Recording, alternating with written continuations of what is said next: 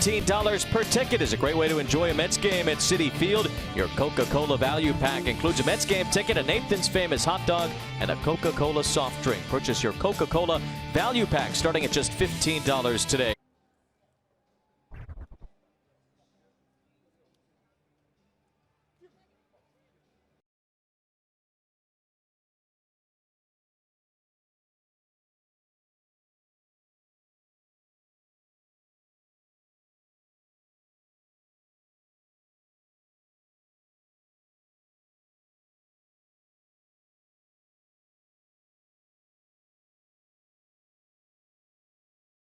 Starting at just $15 per ticket is a great way to enjoy a Mets game at Citi Field. Your Coca-Cola value pack includes a Mets game ticket, a Nathan's Famous hot dog, and a Coca-Cola soft drink. Purchase your Coca-Cola value pack starting at just $15 today.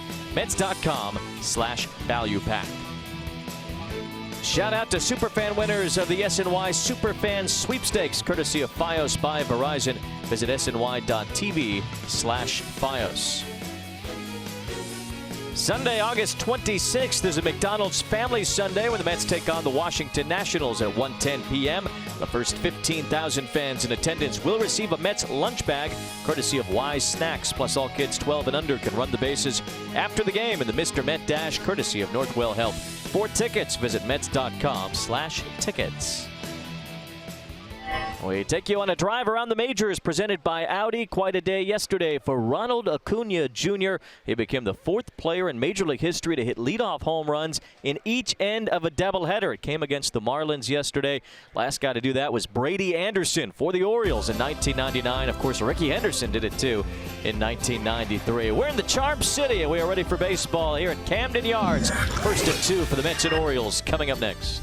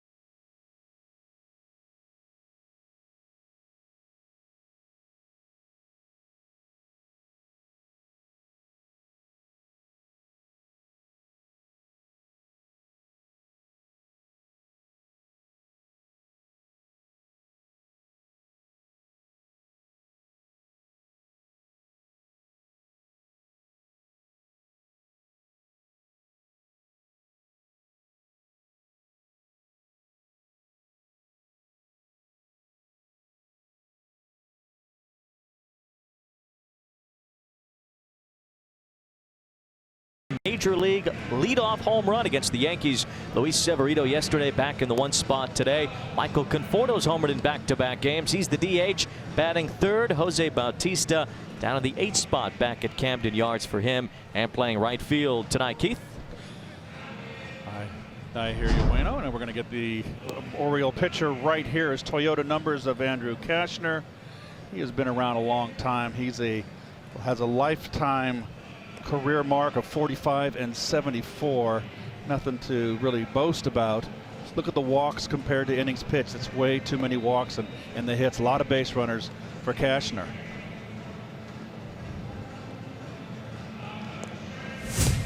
And the Jeep Orioles infield and defensively, Caleb Joseph behind the plate. Tim Beckham, who's had a lot of injuries this year, playing a lot of third and short, but he's made 10 errors at shortstop. This defense has not been grand for the Orioles. And in the outfield, of course, just recently moved, only his 5th start in right field, Adam Jones, longtime center fielder for the Orioles and a 4-time Gold Glover. And there's the Buckaroo, Buck Showalter. Buck wearing the jacket on a warm summer night, Keith. He's always got a tip on a snowstorm. Second most wins in Orioles managerial history, behind Earl Weaver, who still has more than double of Buck Showalter's total. We are underway in Baltimore. Ahmed Rosario takes strike one from Andrew Kashner, the veteran. Rosario going deep off of Luis Severino in the very first inning last night to lead off yesterday's game. It's an opposite field shot too from Rosario. Saw a couple of those from the Mets last night. Yes, they did. The right-handers using that really ridiculously short porch at Yankee Stadium. Who wouldn't shoot for that right field fence? This place offers up some home runs too, Keith. It does. The gaps are very shallow. Left center at 364. And I will reference that to Wrigley Field, which I always felt was the smallest ballpark in the National League, but you had the wind to contend with. It can blow in or it can blow out, but you see the gaps. 364, it's 4 feet shorter than Wrigley's 368. It's a small ballpark. And Ahmed Rosario strikes out looking. Kashner hitting the outside corner.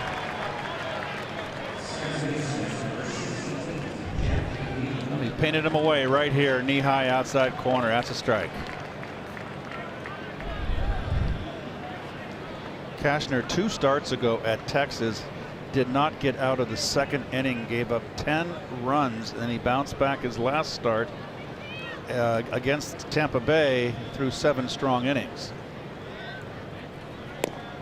Jeff McNeil looks at a curveball for a strike from Kashner. Well, there they are right there. That is a pounding that he took in Texas. That'll hurt. Put a major hurt on your ERA. McNeil sends one the other way. This will hang for Trey Mancini, a first baseman by trade. He's had to settle in to left field for the Orioles, and he retires McNeil. 2 quick outs for Kashner. It's actually not been bad. If you take that 10-run start out since May 21st, his ERA 3.66 over his other 11 outings. You see that neatly trimmed beard, Keith. He is the only Oriole allowed to have a beard. They have a no beard rule. That's Buck Showalter, all right. But Kashner was allowed to have one. He said he wouldn't have signed his contract if they didn't let him keep it. So they said, okay, just keep it neat. And he's done that. We'll see how that plays with his 3-10 record for next year. Michael Conforto taking a strike. He's homered in each of the last 2 games. Opposite field shot for him yesterday.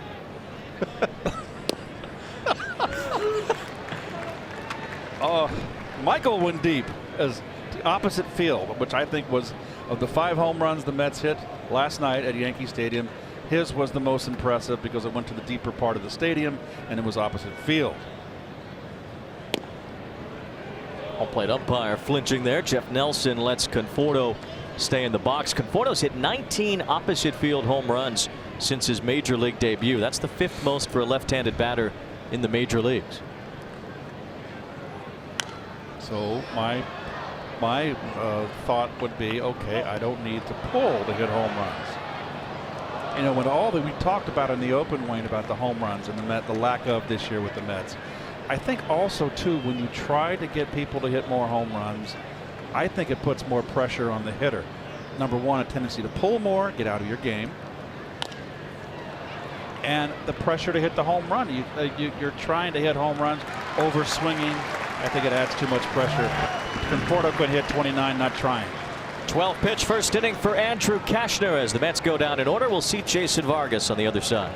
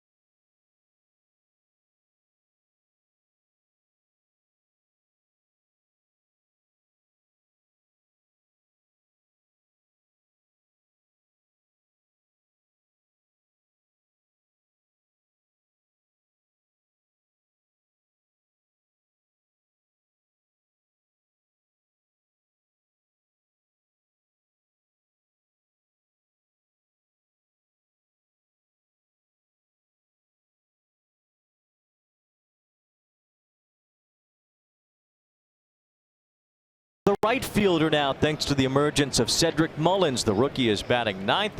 Keep an eye on Mark Trumbo, who's been battling a knee injury in the cleanup spot, and the DH against Jason Vargas. Jonathan VR, former Brewer, swings at the first pitch and rolls it foul. VR was included when the Orioles sent Jonathan Scope to Milwaukee for a couple of prospects. And your Land Rover numbers for Jason, they aren't pretty. It's been a tough year for him.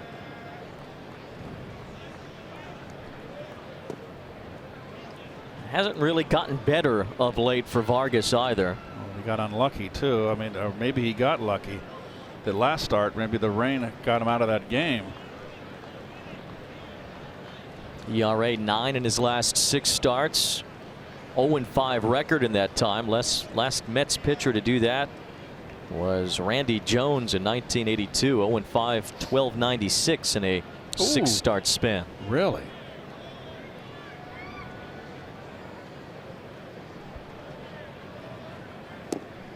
Big wave and a miss by VR. Vargas, though, has had success against the Orioles. 2.33 career ERA. He beat them in Game 4 of the 2014 American League Championship Series. That's the game that sent Kansas City to the World Series that year.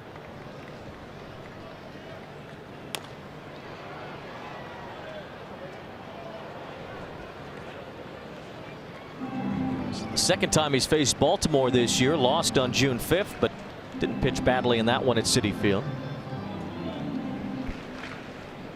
Problem for Jason has been just these 5-inning starts, Keith. Yes, he hasn't gone over 5 innings all year long. Little blooper. VR bidding for the right field line. He gets a base hit. Bautista's up with it. VR's trying for second. Good throw. VR is out.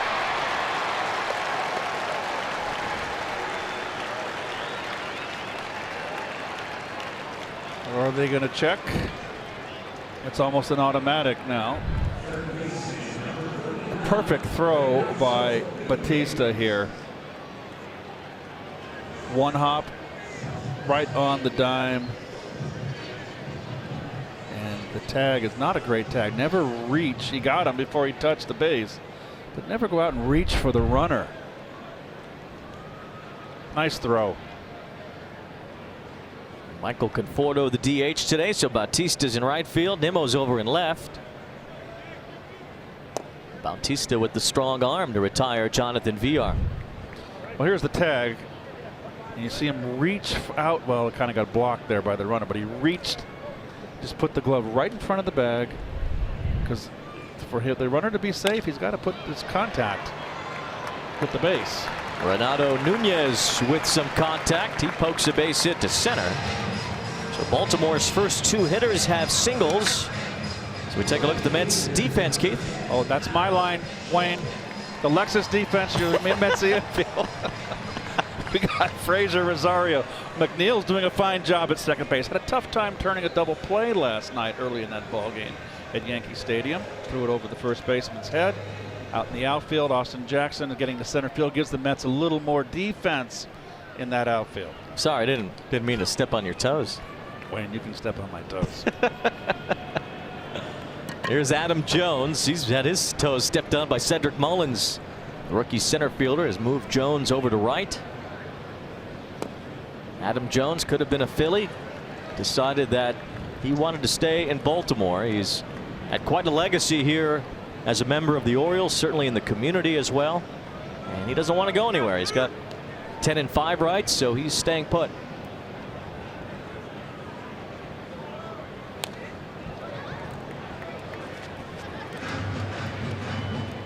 Home runs on the year for Jones. There's Buck Showalter. This has got to be a tough season for Buck. They have basically dismantled this club. Traded away, of course, a lot of their bullpen. And Machado, of course, the all-star shortstop, is gone. He's a Dodger. Zach Britton is a Yankee.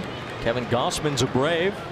Saw him recently. There's Buck, 3-time manager of the year. He does not have a contract for next season. Neither does the Orioles GM Dan Duquette.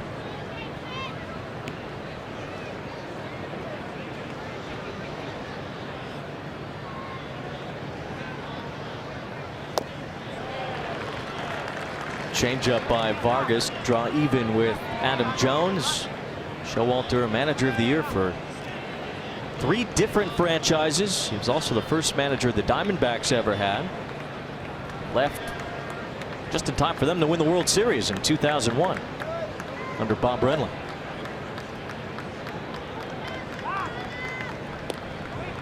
Duck's a well-respected guy. So is Dan Duquette, for that matter. It'll be interesting to see if the Orioles ownership decides to go in a different direction from those two after so many years together here in Baltimore and the success Showalter's had. They went to the playoffs a few times in the previous several seasons.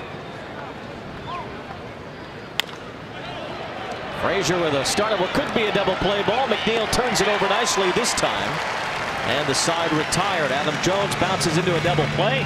Jason Vargas gives up 2 hits but no runs in the first.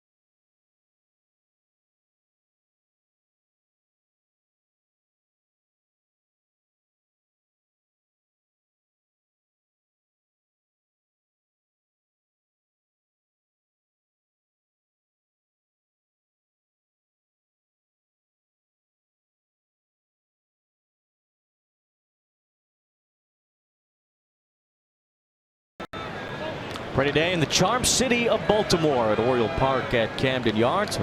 Best ballpark certainly in all of baseball. One of the better hitting ballparks. Wilmer Flores hopes to take advantage of that. This was really the first ballpark, Keith, that started the big ballpark boom, and throughout the 90s this was the first place that really kicked off that uniqueness in every park. Well, the first one was the White Sox, was it not? And it was they learned a lot of lessons from that stadium. That didn't really work out the way they wanted it to. And then this beautiful park right here, they did it all right. And this opened the door for Jacobs Field in Cleveland. It's now Progressive Field for the ballpark in Arlington, and so on. All those great ballparks that were built in the 90s.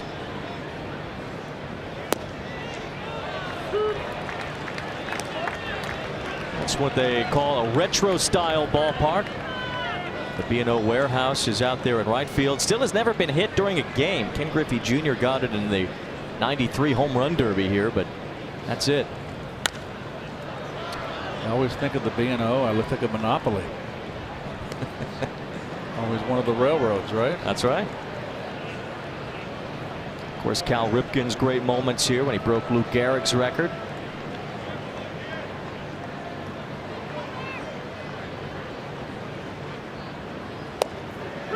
Flores goes down looking. Cashner struck out Rosario on the outside corner in the first. He gets Flores to start the second. That's a little bit of a big strike zone right there. Jeff Nelson, the crew chief behind the plate.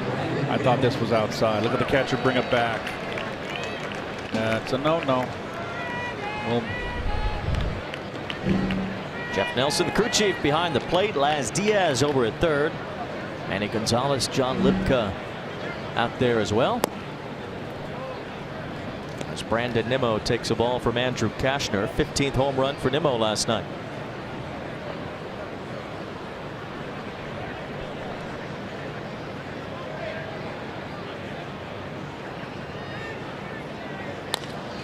Nimmo gets into this one, hits it a long way to right center, but Adam Jones able to track it down in the gap. 5 in a row retired by Andrew Cashner to start the game.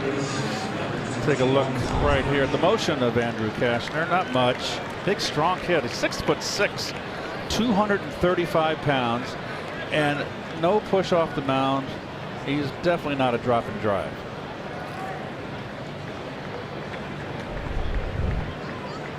Used to have a lot more power than he does now. 32 years old. Yep.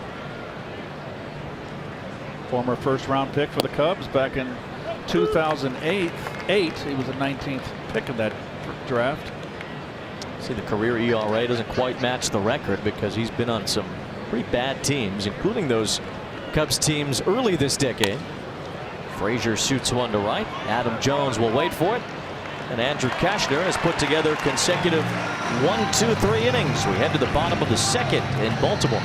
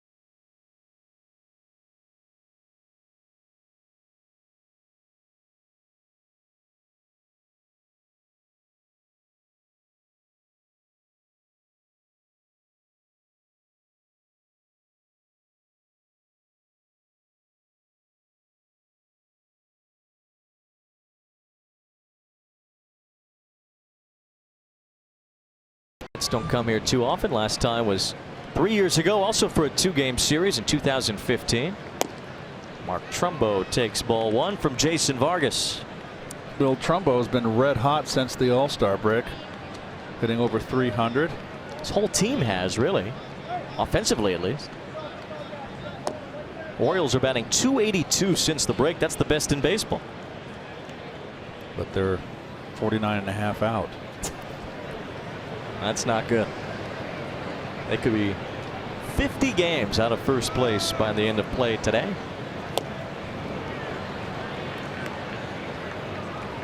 American League East standings, the Red Sox, just a machine right now. Yeah, the Red Sox have a lot to do with that. They're playing at a 7.08 clip, which is incredible. Easy chance for Flores, way off the bag. Vargas will have to hurry. He gets there. Trumbo got a PRP injection in his sore knee yesterday, so he's not really flying down the line. There's 1 out. Well, the left-hander, let's watch Vargas cover. Good, no hesitation.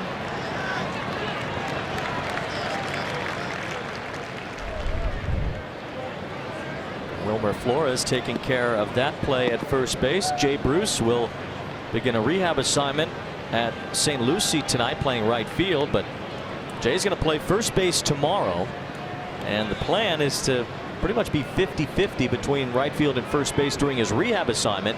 Then when he gets here, Mickey thinks he's going to play first base quite a bit. Trey Mancini late on the fastball. Well, they're going to play Austin Jackson in center field. They like the defense that he brings, and you know the Mets defense has been a little bit on the lacking side for the last 8 years. It hasn't been a strength. I think that's philosophy is going to start changing. You got Conforto that's going to be locked in, and what are you going to do? You got to play Nimmo. Nimmo deserves to play. And Wilmer, really, with Jay Bruce, they could maybe platoon as they ease Jay back in. Really, in this evaluation period, the Mets need to know how Jay Bruce fits in. He's got 2 more years on his contract, and if he can be their everyday first baseman moving forward, then they know how they can configure their outfield from there. That's what they're pushing to have happen. Big breaking ball from Vargas. Mancini swung over the top. Mancini's been doing much better. Was very good last year. 3rd in the American League Rookie of the Year vote behind Aaron Judge and Andrew Benintendi. This year he has struggled, but since the All-Star break he's been much better. August has already been his most productive month this year. 4 home runs and 10 RBIs.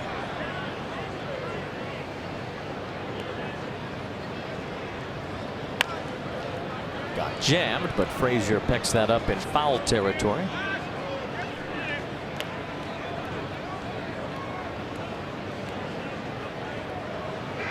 Mancini was a first baseman in the minor leagues, pushed to the outfield when he got called up. To the University of Notre Dame. Getting ready for college football season, Keith, in South Bend. Notre Dame opens up with Michigan, I believe, at home. Golf to Austin Jackson. 2 up, 2 down here in the second. I believe you're right.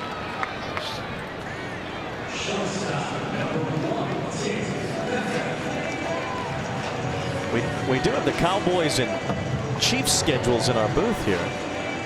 Not the Ravens or even the Redskins, but the Dallas Cowboys. We do have the Ravens and Redskins too. So we've got 4 NFL teams covered.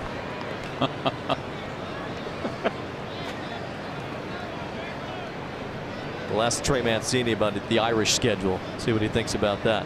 You know that right. The 49ers open up in Minnesota this year. That's going to be a tough opener for them. But Jimmy Garoppolo. Yep, I mean, he's the man now. There's reason to be optimistic about the 49ers. He's never lost, Jimmy G. He hasn't. Tim Beckham at the plate for Baltimore. Number 1 overall draft choice in 2008. As soon as he got to the big leagues, he tore his ACL and really hasn't been the same.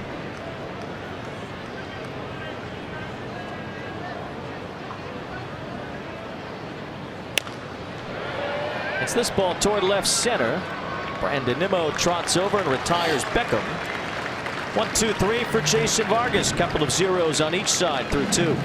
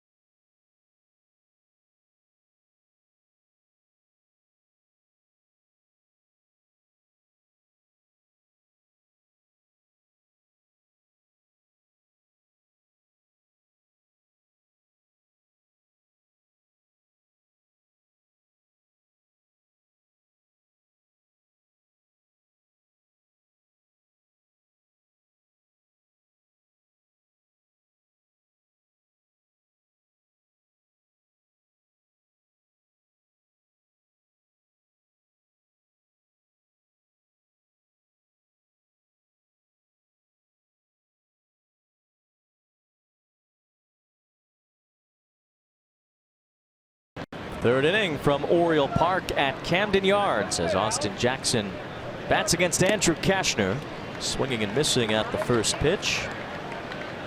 Jackson's numbers for the season as a Met, right. He's been nuts. 413 as a Met to be exact, with 3 doubles, 2 home runs, 9 RBIs.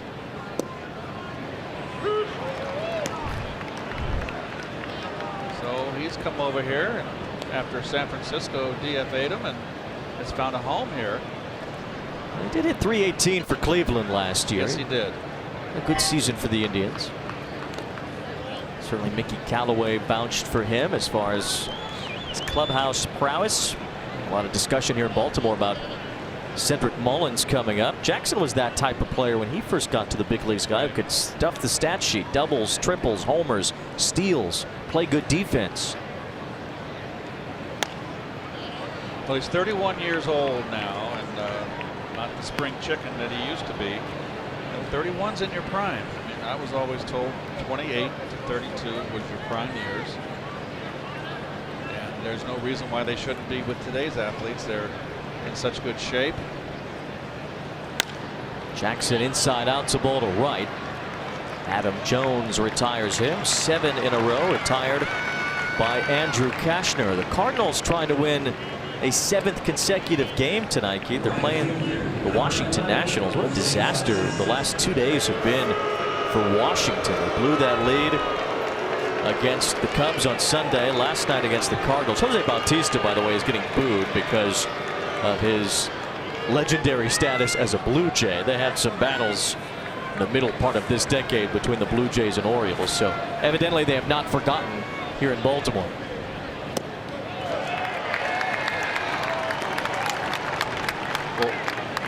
In regards to the Nationals, 2 losses that they suffered with leads,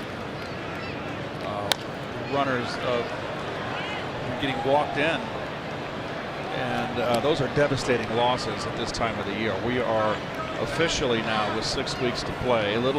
Everybody around, because a lot of rain this year. Everybody's got around 50 to 46 games left to play. This is stretch time now. This is going down to the wire. It's time to kick it in. And the Nationals are just really having a tough time. Well, it looked like they were about to take 2 out of 3 against the Cubs on Sunday night. Then the walk-off grand slam from David Bodie. They compound that with yesterday, another blown lead. Matt Carpenter hits a home run in the 8th inning. They come back to tie it. Then Coda Glover gives up a home run in the 9th inning to Paul DeYoung. So just a mess. The Nationals bullpen. Doolittle's on the DL. They traded Kinsler. They DFA'd Sean Kelly. Now Matson's going on the disabled list. Kelvin Herrera, I believe, on the DL too. Yeah, so Herrera's on the DL. So they lost their 2 closers there. They got Herrera for insurance, and now they're for Doolittle, and now they're both down. Gio Gonzalez hasn't pitched up to snuff. Bautista sends one toward the gap. Long run for Jones. Reaches out and gets there.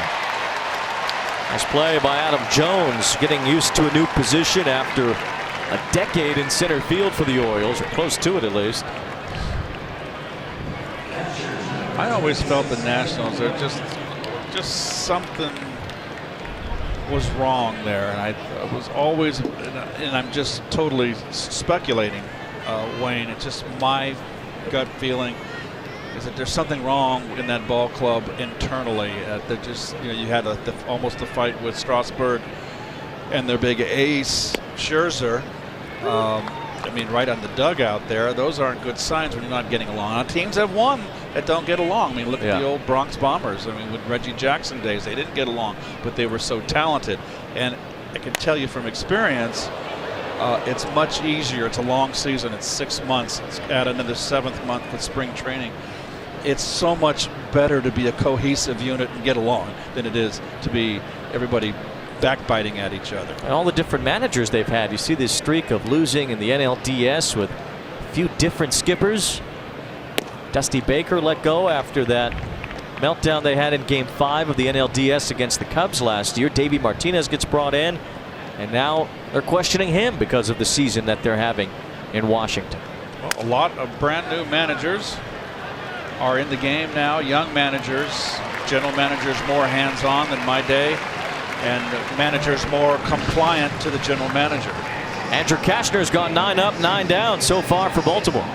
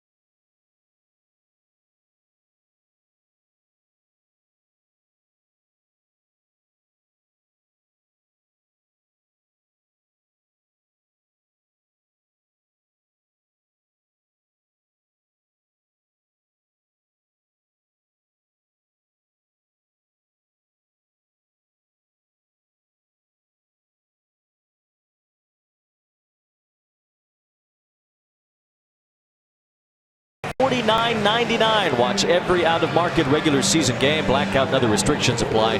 Visit MLB.tv to take advantage of this special offer. Road ahead for the Mets. Gary Cohen will be back for Game 2 of the doubleheader against the Phillies. The first game is on Facebook Watch. And there will be Sunday Night Baseball from Williamsport, Pennsylvania. The Mets are home next week with the Giants and Nationals in town. The Mets' first look at the Giants finally comes on the 20th of August. Hard to believe. You see this big shift on for Chris Davis. Of course, that's all he ever looks for is something to pull, and he is having a miserable season. That is part of the reason why he's hitting 158. He has not been able to solve the shift. He's been shifted on more than any hitter in baseball. Well, rightly so. And he's 4th in the American leagues in strikeouts with 148. And he's only driven in 39 runs and only hit 14 home runs. So it's just really been a slog for Mr. Davis. Had a great year in 2015. He has not been able to duplicate that since getting an enormous contract, by the way. 7 years, $161 million. Gets a piece of that one. He, because of deferred payments, will be paid by the Orioles through 2037. Good for him. Smart. You know, how can you, what? You're going to spend all that money in one place? You're not supposed to. There's that old British song was in Lawrence of Arabia. I'm the man that that robbed the Bank of Monte Carlo. Well, he robbed the Bank of Baltimore, did Chris Davis. Didn't intend to, I'm sure. No, of course not. 161 million. He's not going to go in the tank because of that. But it just, that's the way it happened. It looks bad on the Orioles that they gave him that contract, and this is year 3 of it. Right. He's got 4 more years of this. He had, in 2012, hit 33 home runs for the Orioles, 53 in 2013. That was his big year. 138 RBIs. 47 he hit in 2015, 38 in 16.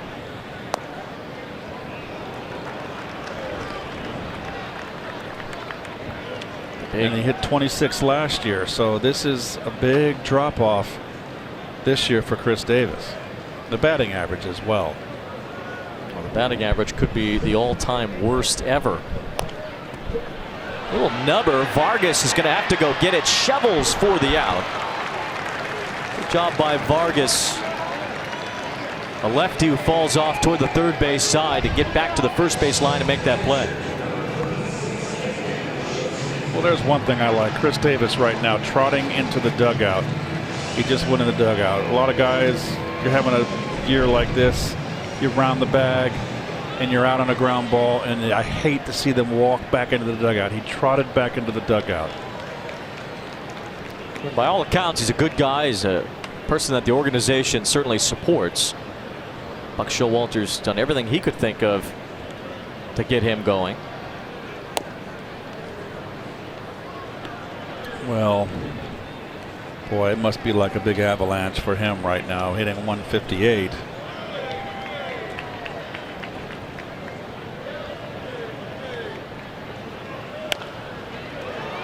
Shift was on for Caleb Joseph, so Jeff McNeil behind second base gets the out. Vargas has now retired 6 in a row since allowing base hits to the first 2 batters he faced tonight.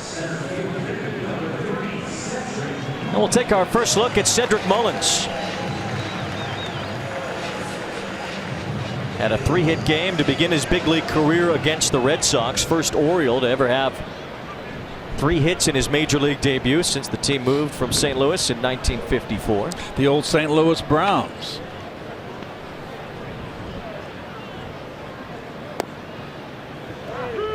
That was a team that generally dealt in futility.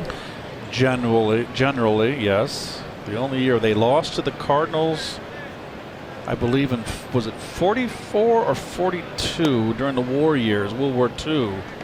They lost to the Cardinals in the World Series. I believe it was 44. Weird things happened during wartime baseball, though. Well, a lot of the players were gone in military duty. So the league was really diluted. That's when you had Joe Nuxhall, age 15, getting a chance to pitch. A record that will never be broken. Cedric Mullins is 23 years old. Had a very good season between AA and AAA. He is part of the future wave of prospects. Baltimore got a ton of them during the trade deadline. This is one they have homegrown. Frazier handles the high hop, retires Mullins. A pitcher's duel so far through 3 innings. Kashner and Vargas in the middle of a duel.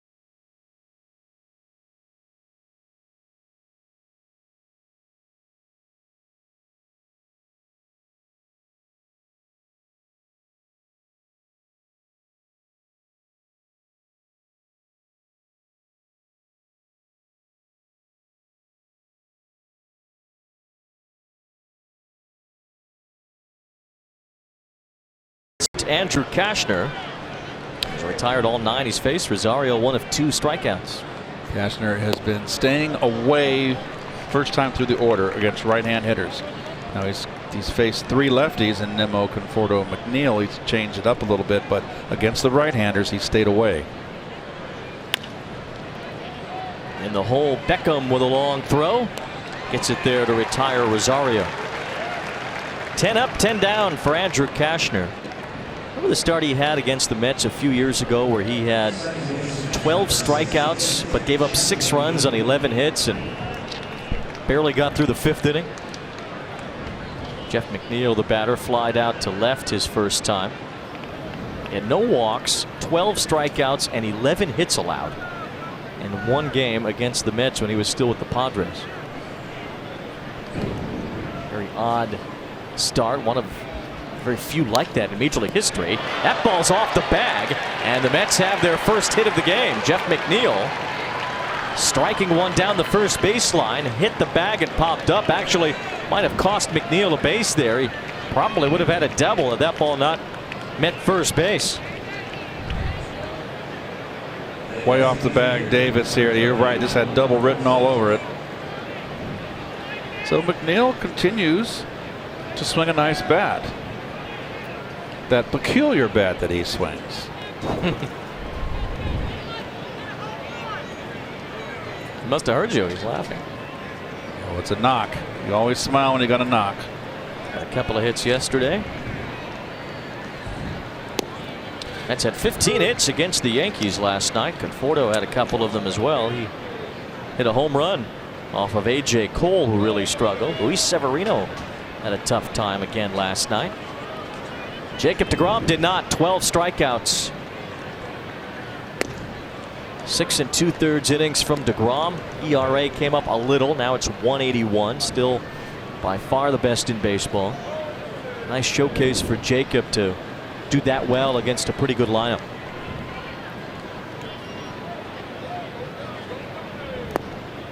We heard deGrom last night after the game really talk about the Cy Young for the first time and that he would like to win this thing. I think the Mets are going to try to give him every opportunity to do that. What's he got? 10 more starts? Make a run like Wheeler? Win 13? He's not asking too much. All they need to score for him is 3 runs a game. Swing and a miss by Conforto as he strikes out. Third punch out for Cashner. DeGrom has only 2 competitors when it comes to the Cy Young. We'll take a look at that in a minute. First, the strikeout. Chasing a down and in slider out of the strike zone.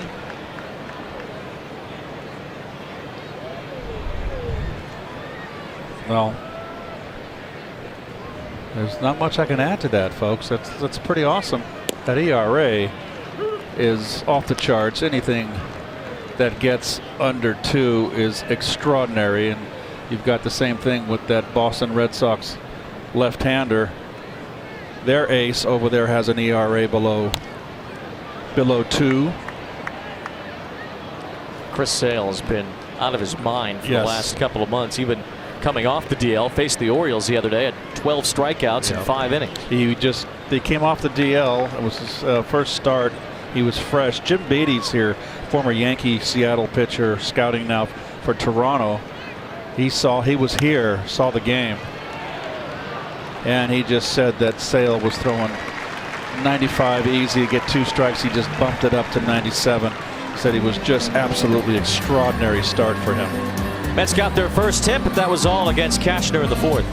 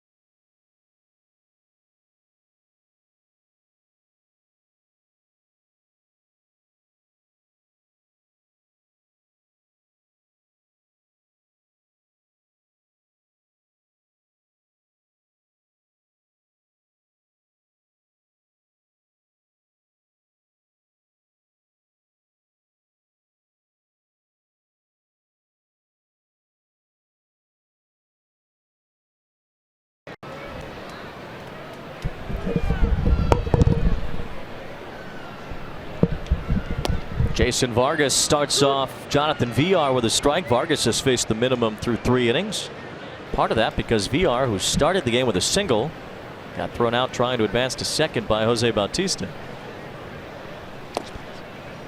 Vargas has gotten 6 ground ball outs, including each of the last 3. He's not had a 3-ball count yet. He's been nice and efficient against this Baltimore team that's been light hitting most of the year, but not since the All-Star break.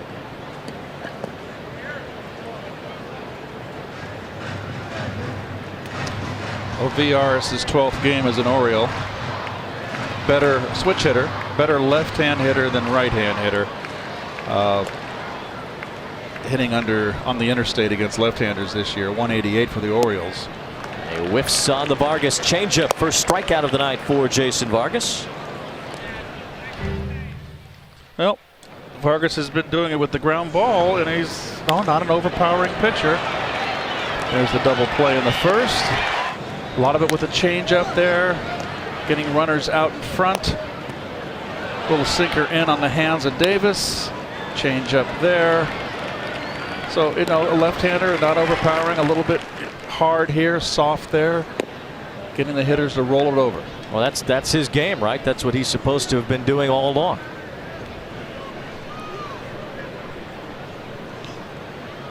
Has not worked out that way for Jason Vargas. Facing Renato Nunez here. He's being a little more clever with his curveball. It's not. I think it's his least effective pitch, Vargas. It's a soft, lazy curve, big rainbow, but he's not throwing it for a strike.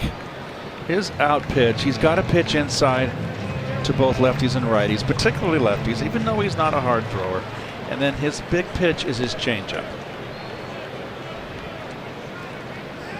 First 3-ball count. I'd imagine on 3-0, Kevin Plawecki is going to drop old number 1 here. That one kind of whizzed around the plate, kind of crossed over it. And it sailed. Jeff Nelson didn't give him the call. Red Sox are playing the Phillies. Philadelphia has dropped to a game behind the Braves in the NL East. Atlanta swept a doubleheader yesterday, so the Phillies have fallen into second place. They have the second wild card spot right now in the National League. Milwaukee has the first. Cardinals, Rockies, Dodgers not far behind. That's Porcello against Porcello, excuse me.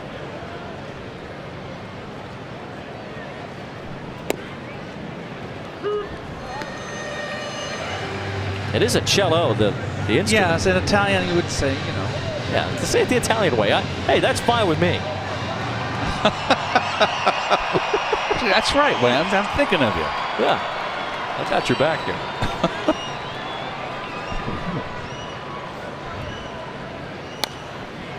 Adam Jones fouls one off. We take a look at the wild card standings. There's Milwaukee. They beat the Cubs earlier, so they're up just a hair over the Phillies. Cardinals in their 6-game winning streak.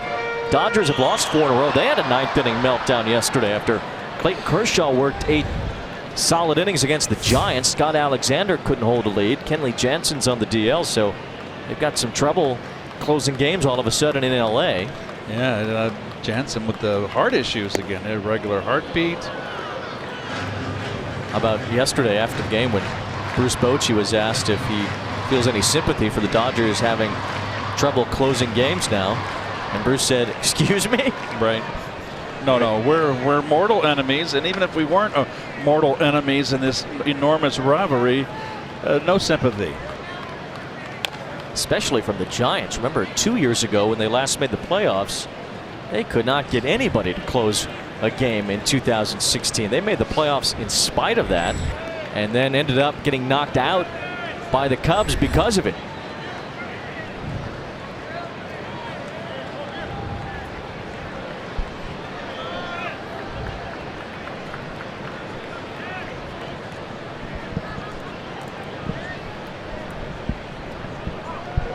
Pickoff attempt as Nunez goes back in standing up. Adam Jones hit into a double play his first time.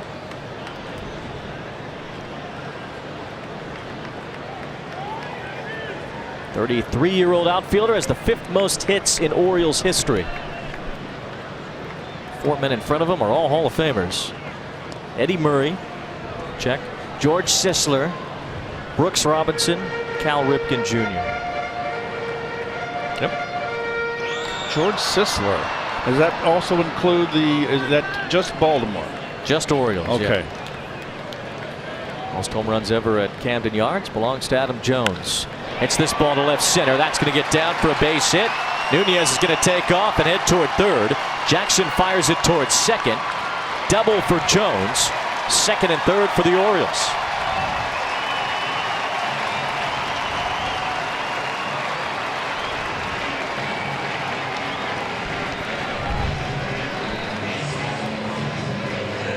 Not sure if that was a changeup or trying to get a backdoor slider.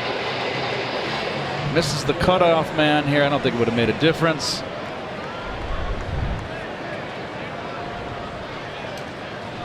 Mets are going to bring the infield in.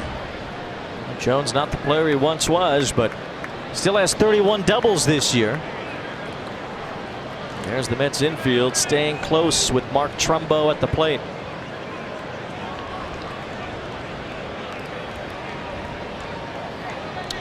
I mentioned earlier, Trumbo in a hot streak, been red hot since the All-Star break. Got a little balky knee. See if this one stays in play for Bautista. It will stay in fair ground. Bautista makes the catch. He's going to fire it home. Tagging, though, is Nunez. He scores. Throw a little bit offline. A little too deep in right field for Bautista to get Nunez at the plate. And the Orioles have the game's first run. Jones advances to third on a sac fly by Trumbo.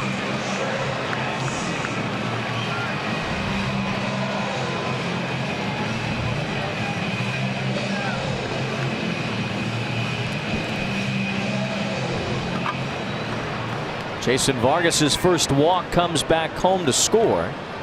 Trumbo gets his 43rd run batted in. He's had 13 of those since the All-Star break. Now Trey Mancini with the man on third. Vargas starts the at-bat with the curveball.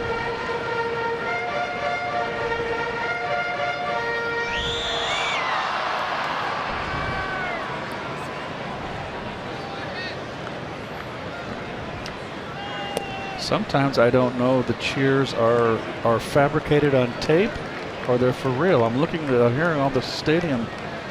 I think they're pumping it in. And I'm looking to see if there's any mouths moving, and they're not. Everybody's just sitting in silence. Just saying. I think some people are cheering. A lot of Mets fans here, actually. Yes, there tonight. are. But the Mets have nothing to cheer for right now.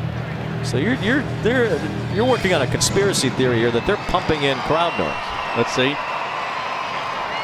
That guy just opened his mouth, but it was a yawn. A walk for Mancini on 4 pitches, second of the inning from Vargas, and now Tim Beckham will bat. First base open there, so Vargas not wanting to pitch to the hot Mancini. Instead, Beckham, who lined to left his first time and has been struggling at the plate this season, will be the batter. Beckham got traded from Tampa last July, and he was on fire for Baltimore ever since that trade through the end of the season, but he's not gotten going this year. Part of the reason is because he's been hurt again. Another part of the reason is that they moved him to third base when Manny Machado decided he wanted to be a shortstop. Machado's gone. Beckham's back at short. Vargas is trying to get out of this inning.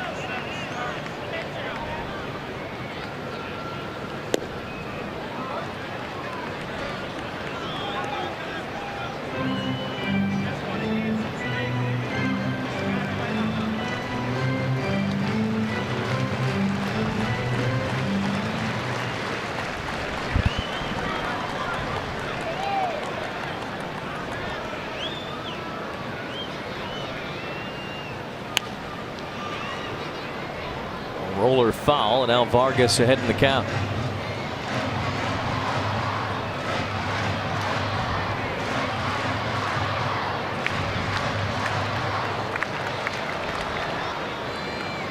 This is a spot where Vargas tends to struggle a bit. Doesn't really have that put away pitch. Well, he's got one, it's the changeup. This right? is what's coming right now. Beckham to roll over. Frazier charges, throws a little high, but Flores able to hold the bag. Beckham might have stepped on him, but the Mets get the out. Frazier makes the play, and the Orioles settle for just one here in the fourth.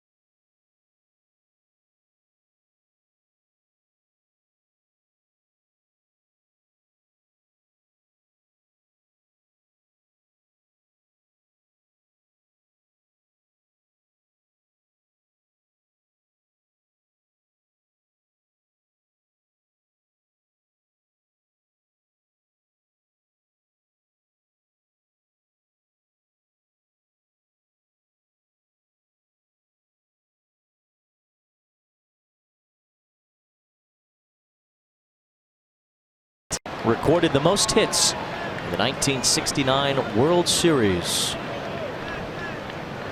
Of course, the Mets and the Orioles, a 5-game World Series. The Mets won 4. And next year will be 50 years. I'm sure a lot is being planned to commemorate that anniversary. The Miracle Mets, 1969. Brandon Nimmo leads off the 5th inning. Cashner drops in a strike. 50 years wasn't too long after that, Keith, when you started to get your professional baseball career going. I was in 69. I would have been a sophomore in high school. And I remember watching those people just crammed up that ramp, coming down that ramp from the 7 train over the right field fence. I remember that series well. 3 balls and 1 strike on Nimmo. It's amazing when you go back and watch games like that. The pitchers just go the whole game. Jerry Koosman went the distance in the finale of that World Series. Well, Seaver lost the first game 1-0. Gave up the home run to Buford in the first inning to lead off the game. And the Mets didn't score. And in Koosman's game, it's not like he was untouchable. He gave up a couple of home runs in that game. It's not like he just dominated for 9 innings. But you were the starter, you just pitched. Well, the Mets just played some tremendous defense and got some great plays from AG out there, and of course Sobota made a game saver that could have changed the whole complexion of the World Series. It was in the stars.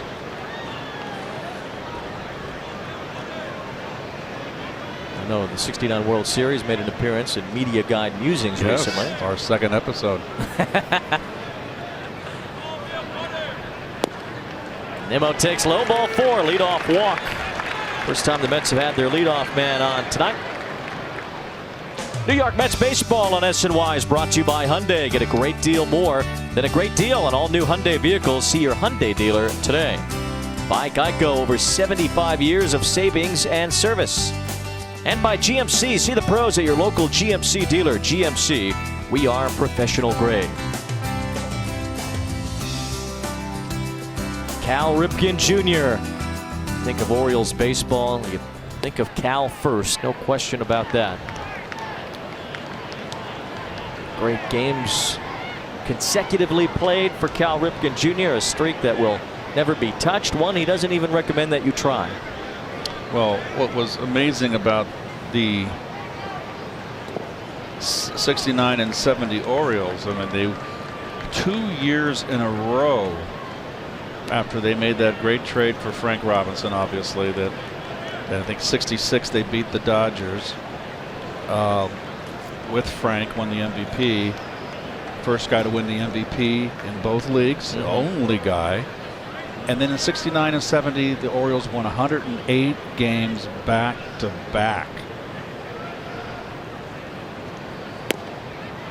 A strike to Frazier was 109 in 69, 108 in 70. 217 wins in a 2-year span.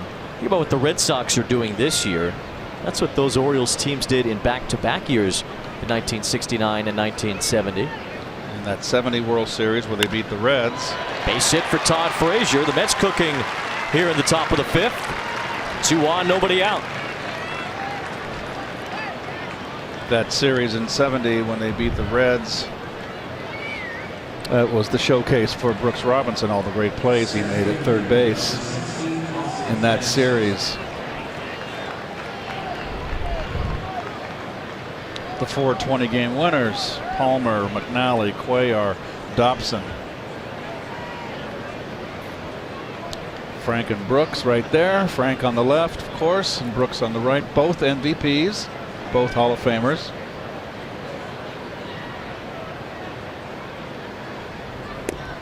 Frank Robinson for Milt Pappas. Yes. There's the statue outside of Brooks. So you had 16 Gold Gloves. That was for years. He and Jim Cott were tied for the lead in Gold Gloves until Greg Maddux surpassed them. A great pitcher for the Braves.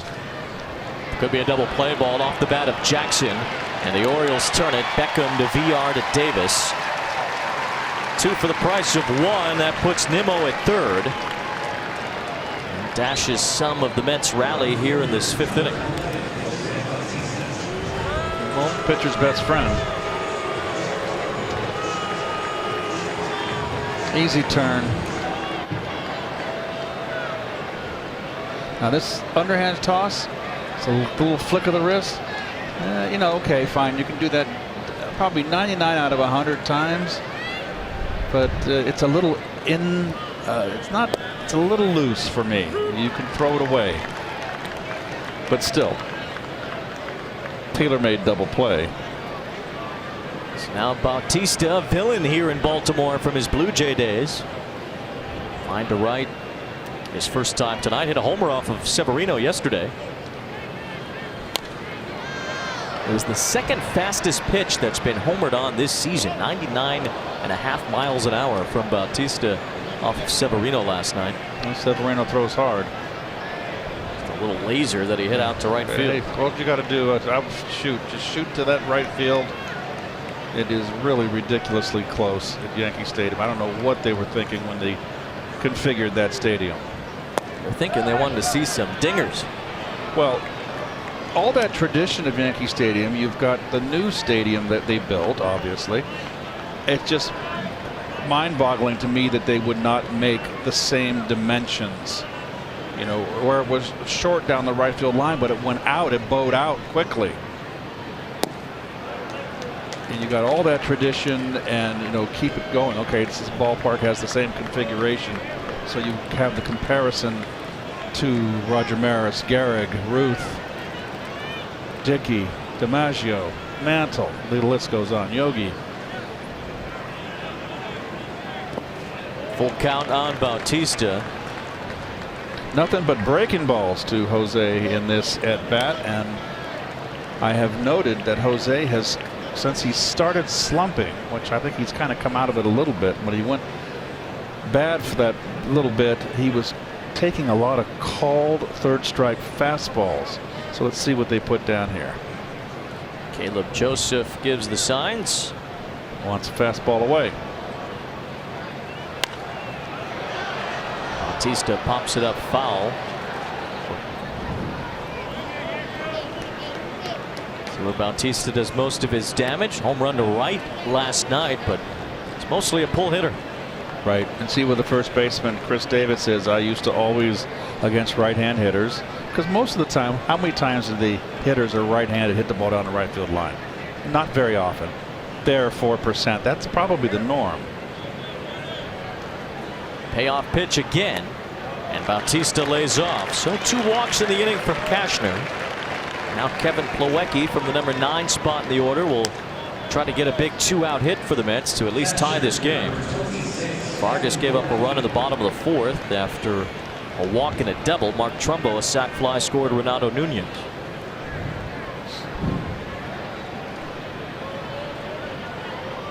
Talked earlier about the Braves. Ronald Acuna Jr. homering in each end of doubleheader yesterday. He's hit another leadoff home run tonight. He is on a tear right now. But I don't care how hot you are. It's hard to put a string of games, a streak of home runs in back-to-back games. And he's got a streak going here. It's incredible. 5 straight games. Youngest player to ever do that. Kevin Plawecki looks at a strike. Cashner continuing to keep the ball away from right-hand hitters. That's where Plawecki wants to go anyway. He likes right and right center field. And you look at the infield on defense on the infield. You've got VR, second baseman, way up the middle. If you're going to pitch away, I don't want to leave that big a hole. Look at that hole on the right side. See if Kevin looks that way with a man on third. They're setting him up inside. See Cashner around 92 with his fastball. That's the new life for Andrew Cashner. Used to be 95, 96, 98 when he was a reliever. Low 90s these days. Trying to nurse Buck Showalter through a 5th shutout inning tonight.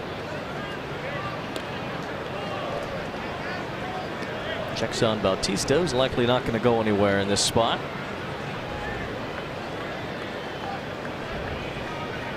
See Kevin wearing that C-flap on his helmet. Notice David Wright wearing one now in his rehab assignment games for St. Lucie.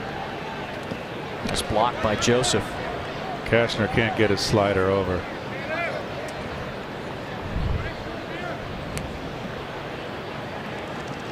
Good block right there from Joseph.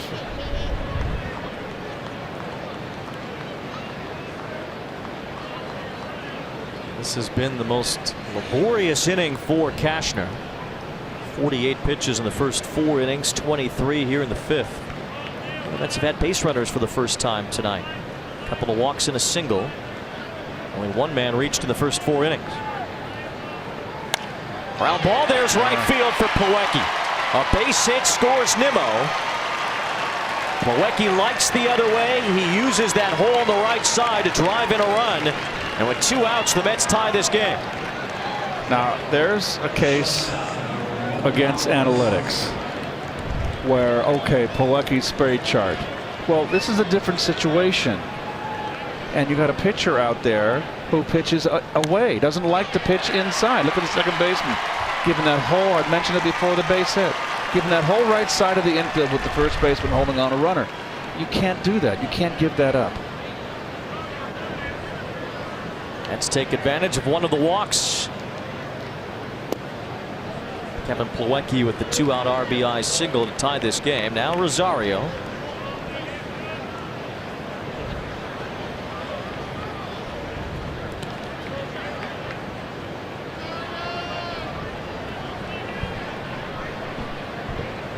Field shifted a bit for Rosario as well. He's 0 for 2 in this game.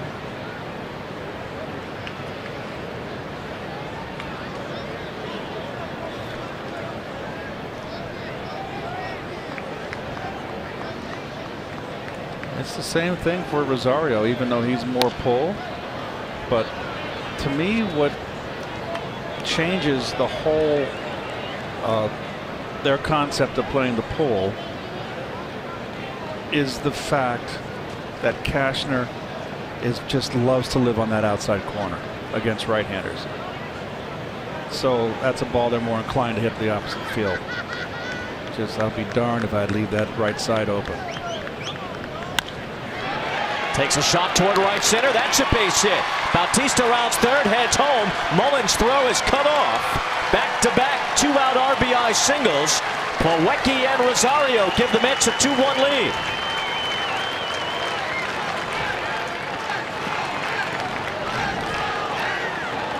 Oh, here come the let's go Met chants.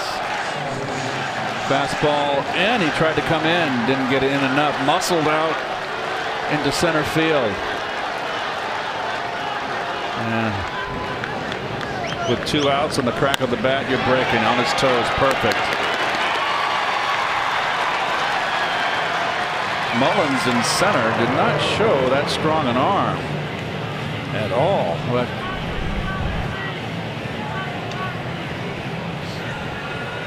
Cashner running into some trouble with 2 outs, a walk and 2 singles, prompting a visit. Your guy Roger McDowell.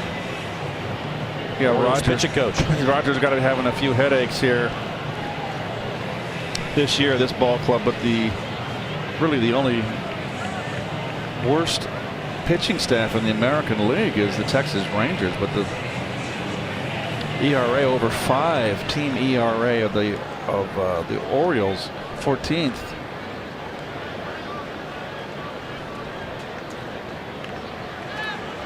Andrew Cashner will face Jeff McNeil. Orioles starters a 5.33 ERA. Yes. Just barely ahead of Texas for the worst in baseball. McNeil chases a changeup. Third time through the order has been a problem for Andrew Cashner. Opponents batting .345 when he gets to this stage in the game. Also note that after 75 pitches, it's the same thing. Opponents batting roughly .340. That last pitch to McNeil was his 76th. A changeup. He's thrown back to back to get ahead of McNeil.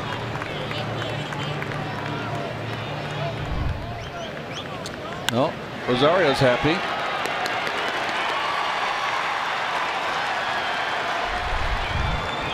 Ahmed 8 for his last 24. McNeil stays alive. So all of a sudden, Cashner, who's been a two-pitch pitcher, is starting to throw his changeup. He had only thrown one changeup all night until McNeil got in the box.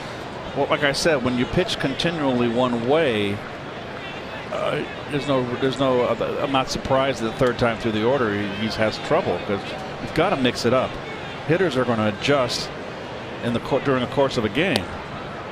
You keep pitching someone one way, that third time that hitter's going to make an adjustment, and if there's a fourth time, which doesn't happen much today. As a matter of fact, it probably doesn't happen. Period. But if you're facing a guy the fourth time, you're pitching a pretty good ball game too. McNeil rolls one to VR at second. Cashner gets out of the inning. Not before the Mets take advantage of a couple of walks. A couple of 2-out RBI singles gives the Mets a 2-1 lead.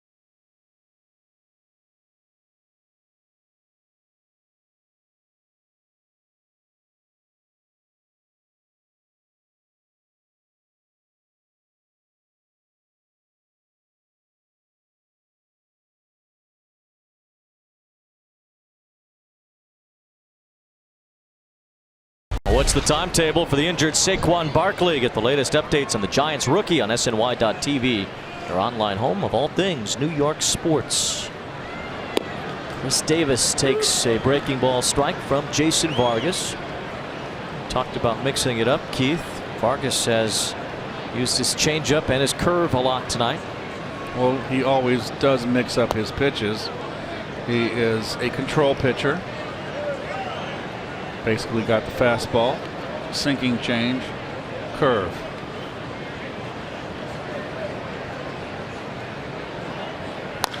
Chris Davis launches one toward right. Bautista, long run, tracks it down. Good play by Jose Bautista to drive to the warning track from Davis. And that's the first out here in the fifth.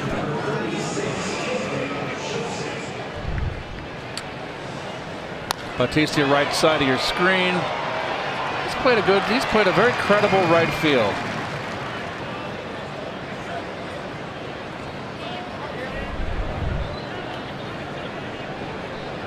In general, Jose Bautista has exceeded the Mets' expectations.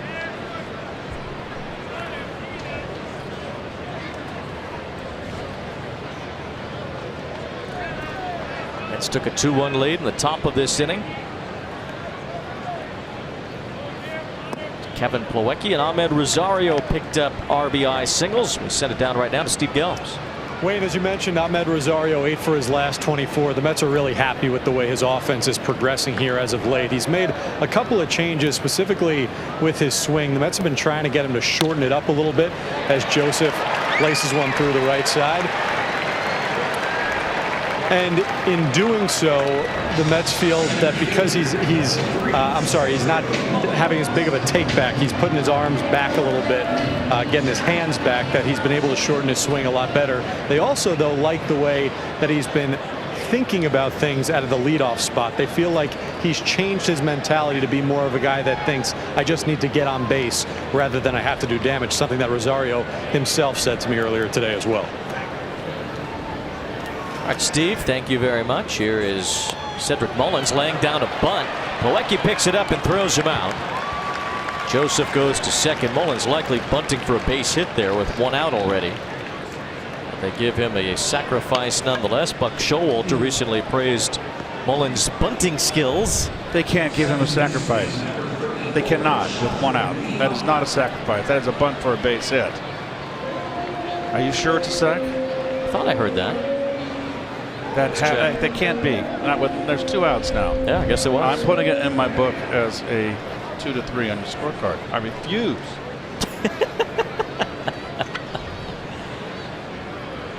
Ryan Eigenbrod is our official scorer tonight. Take it up with him, Keith. You don't sacrifice with one out. I agree. I said that. I'm getting on the scorekeeper, not you, Ryan. I know. Don't get defensive. You're hot and bothered quickly by that.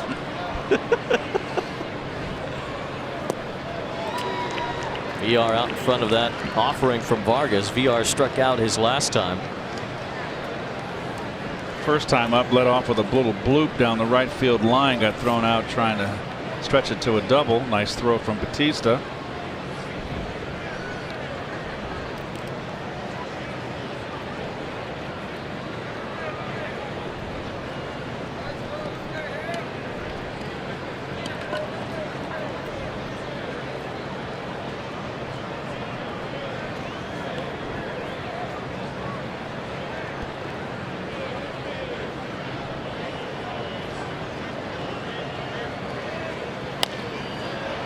VR reaching out for that one, pops it up.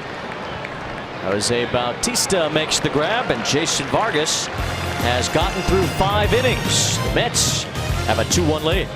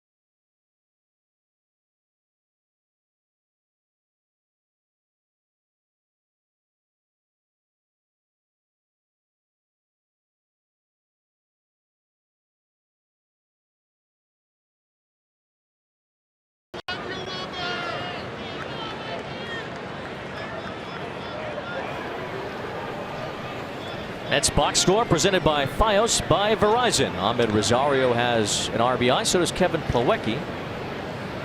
Back-to-back 2-out singles in the top of the 5th gave the Mets the lead. All 4 Mets hits have been singles so far against Andrew Cashner. All 3 runs in this ball game are scored or got on base via the walk. Those walks will kill you. Tale as old as time, Keith. Yep. There's Michael Conforto. He's the DH tonight. The Mets have the most home runs of any National League team from their DHs since 1997. No homer here. Oh boy. Long range. VR makes a great play. Well, long way out toward right field for VR. A spinning, tumbling throw to retire Conforto. well, it's Chris Davis's ball. He just wanted nothing to do with it. There's your defense right there. As far as bad on one side, your first baseman going to the bag was his ball, and then just a terrific play by VR to get there. I mean, that ball was not hit hard.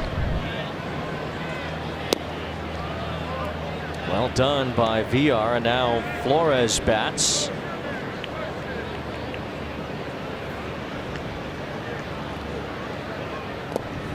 VR came over from Milwaukee in the Jonathan Scope trade, but he came over with a couple of top prospects. That's why the Orioles made that trade. It wasn't for Jonathan VR. He'll help get through this season, though, at the major league level at least. Be a guy who can play. Baltimore really loaded up on the prospects at the trade deadline, including Yusniel Diaz. He is the #1 prospect in their system now. He was in the Manny Machado trade from the Dodgers.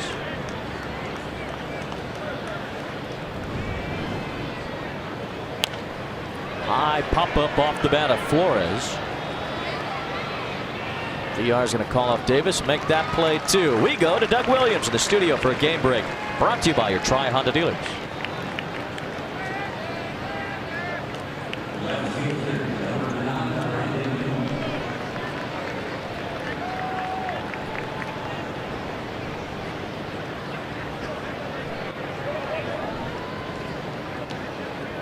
Thank you, Doug. Here's Brandon Nimmo batting against Andrew Kashner, who's worked into the 6th inning.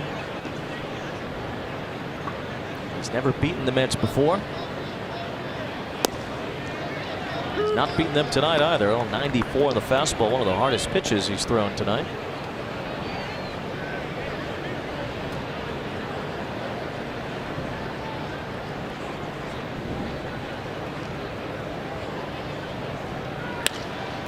Nimmo goes the other way and gets a base hit. Seen the Mets utilize the opposite field quite a bit against Kashner tonight.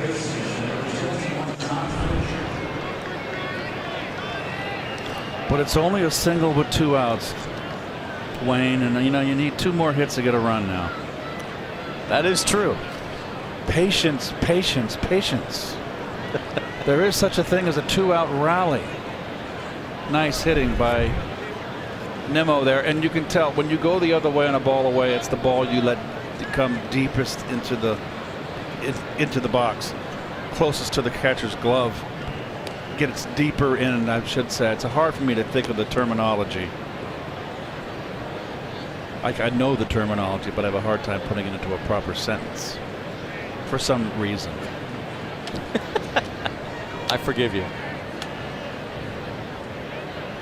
We just like to hear you talk, Keith. Oh, really? It doesn't even really matter what you say sometimes. I tell you what, I like listening to your post game when I drive home. Oh, thank you. Because you're still working and I'm in the car. Yes.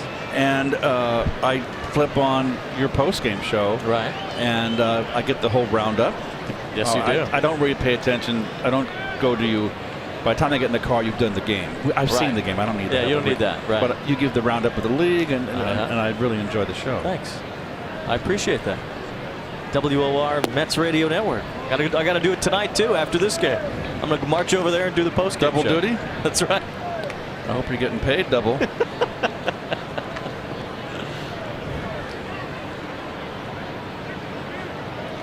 Todd Frazier has a base hit tonight.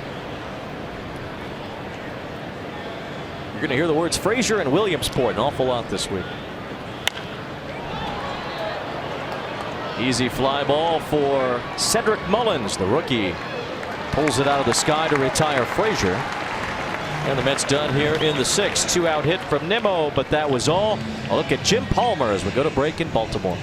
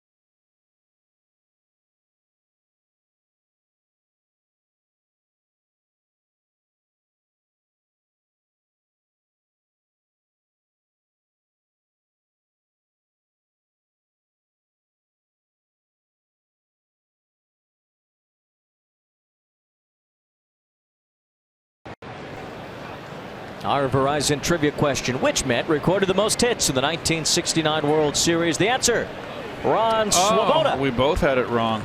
So they didn't. That was a 5-game series, correct? 5, yes. Long drive off the bat of Renato Nunez, but room for Nimmo right in front of the track. And for the first time this season, Jason Vargas has recorded an out in the 6th inning.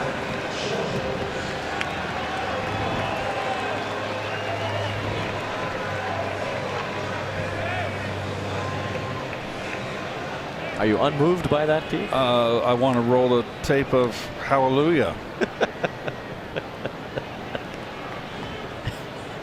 So does Mickey Callaway, I'm sure. They've been trying to get Jason Vargas going. He's started and stopped so many times, a couple of DL stints.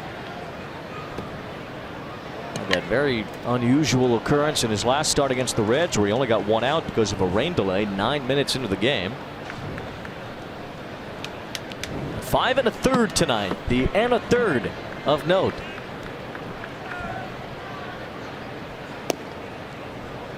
Only 2 times he's pitched through 6 innings this season in a game, were in his rehab starts. Took down the Staten Island Yankees with 6 scoreless innings July 9th, pitching for Brooklyn. Jones rips one to left. And Nimmo's going to watch it go. A home run for Adam Jones. That short wall in left field. Just a high line drive that stayed up, and Adam Jones has tied this game at 2. That's probably around 3:55 right there. Anyway, Jones had a good previous at bat against Vargas. Ripped a double in the left center field, and there just jumps all over that one.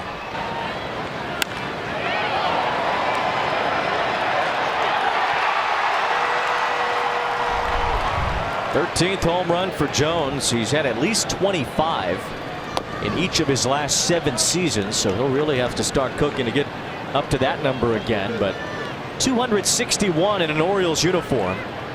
That is 5th in franchise history. Most home runs ever hit by a player in this ballpark. Our Jeep pitch cast, Keith. Oh, well, up, outer half.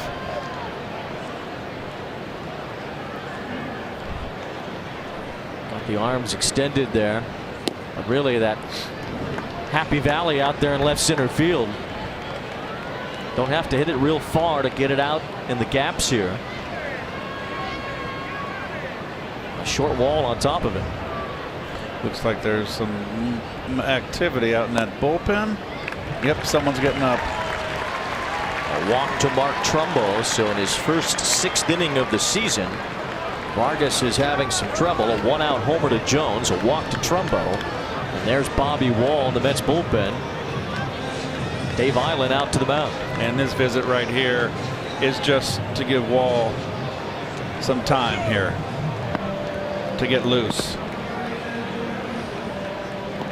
I mean, you can sit there and talk all you want until the umpire comes out and breaks it up. And then you can walk off slowly.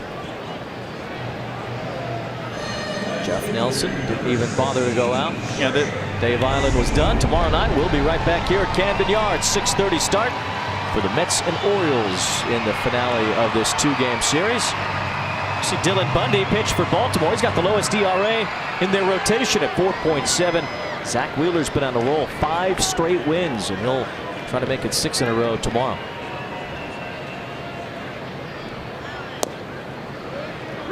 Vargas spins one over to Trey Mancini, who walked his last time.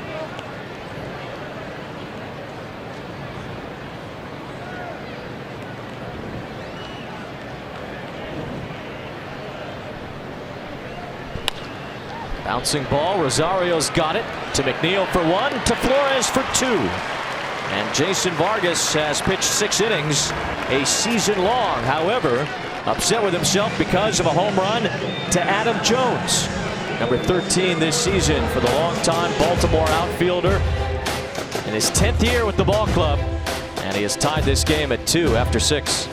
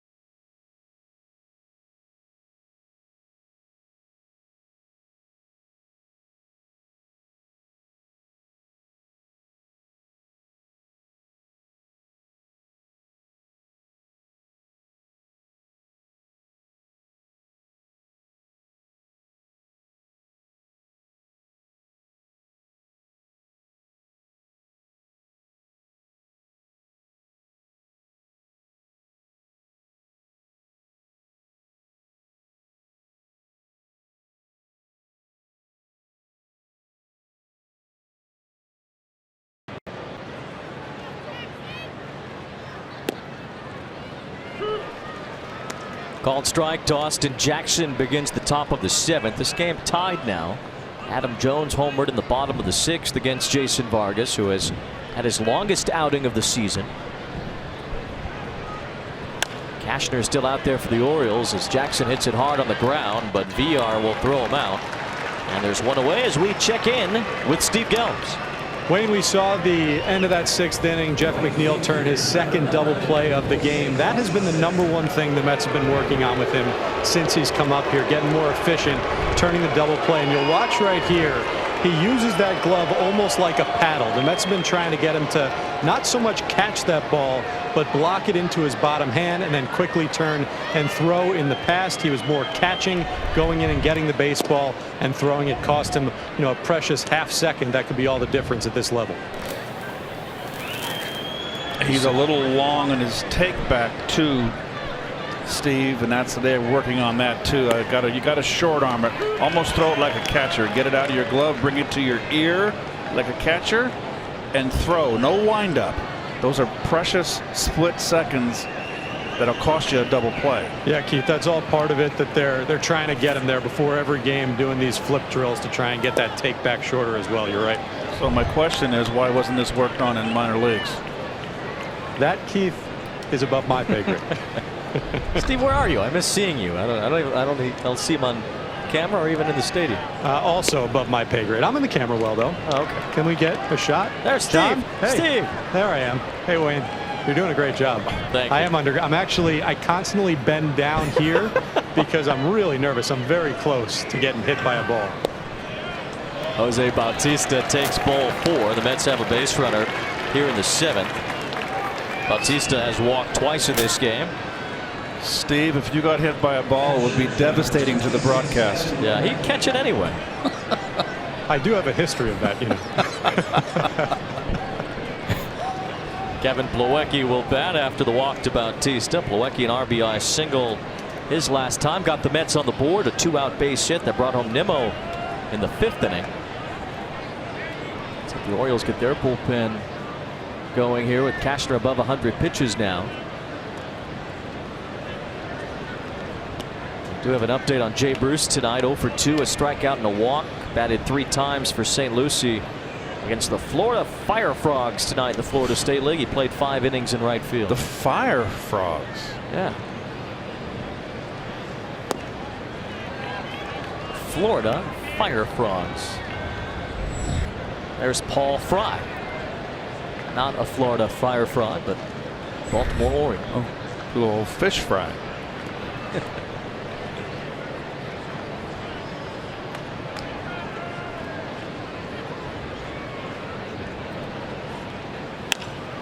Plawecki jammed, leaves that one up for Mullins. 2 down. Bautista back to first. We're back to the studio with Doug Williams for another game break.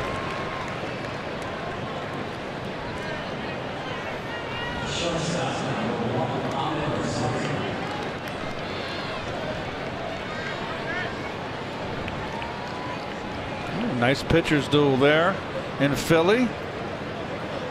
It's scoreboard watching time, folks.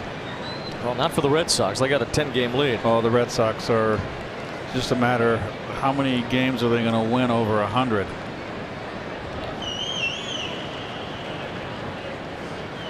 What's interesting is coming into this game, Wayne, we mentioned earlier the Orioles are 49.5 out of first place behind the Red Sox. The 1962 New York Metropolitans finished 60 games behind the National League champion San Francisco Giants. It's not even the record. 1899 Cleveland Spiders were 84 games out of first. The Orioles not going to get to 84, but they might get to 60. Could get over 50 tonight. So I think the Orioles are mathematically eliminated from the division. Yes, that ball slips away from Joseph, and Bautista will go to second base. Wild pitch moves him up into scoring position. Once again, Bautista always alert on the bases. That just overpowered. Look at he almost lost his glove. Bautista very alert.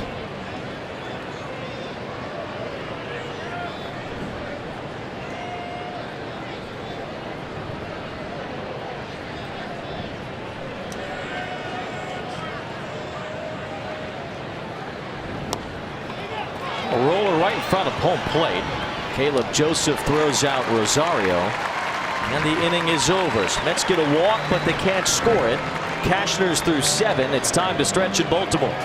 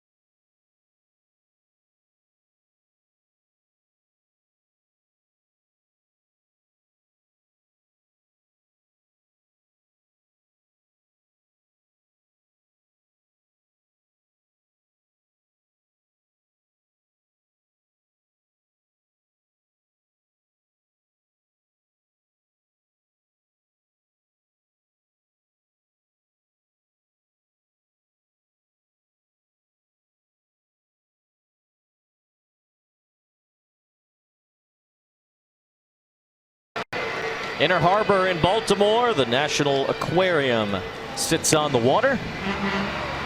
We are on the road, presented by Old Dominion Freight Line in Baltimore, where the U.S. Post Office system was inaugurated in 1774. Francis Scott Key got inspired here to write the Star-Spangled Banner, Keith. Yes, he did, and he wrote it while Baltimore's Fort Henry was getting bombarded by the British fleet in harbor, and he was in the brig of one of the vessels and was watching, and the flag was still there when the morning broke. Yeah, the whole thing.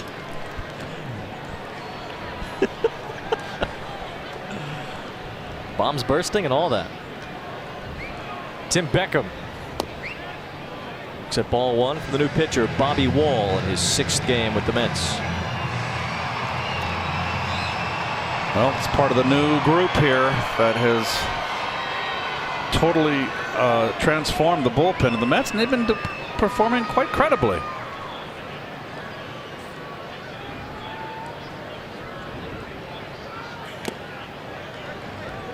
Beckham's way off the plate. Well, maybe he doesn't want to stand too close with a hard thrower on the mound. Bobby Wall can get it up there, high 90s. So the Jerry's Familia trade from Oakland. Familia's been pitching well as a member of the A's, a team that is using a very good bullpen and a lot of home runs to win a bunch of games.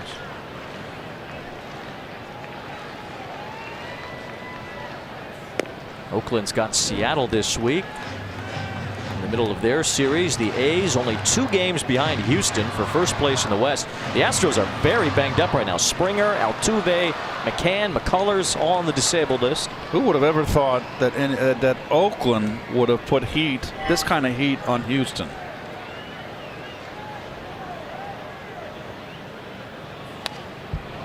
American League wild card race. The Yankees have the first spot, up 3.5 on the A's. Seattle 2.5 back. Oakland has the most one-run wins in the major leagues. They've got the most home runs on the road in the major leagues. As big as the Oakland Coliseum is, when they go on the road, they're gangbusters. They got the other Chris Davis, the one with the K.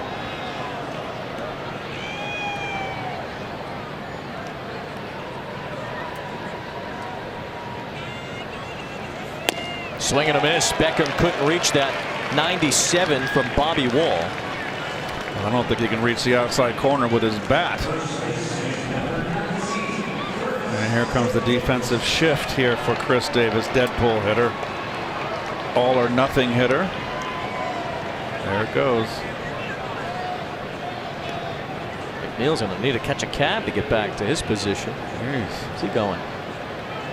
It's like a flanking movement by a division of troops. It's only 318 down the right field line here. There's that 21-foot high wall before you get out onto Utah Street. And you look at the defense in the outfield, giving him the right field line. Batista way in the gap. And Davis hits one high in the air to right center. Bautista's back. That ball is gone. A home run for Chris Davis. The man with the worst batting average in baseball, but he still has power. His 15th homer gives Baltimore the lead.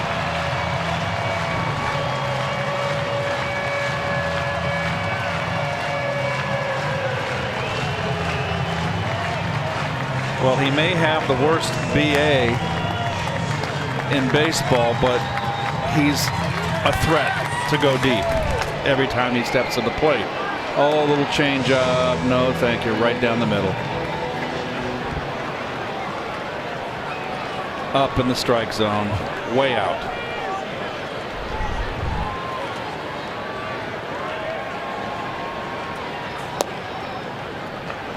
Bobby Wall pumps in a strike to Joseph, but here's Davis again.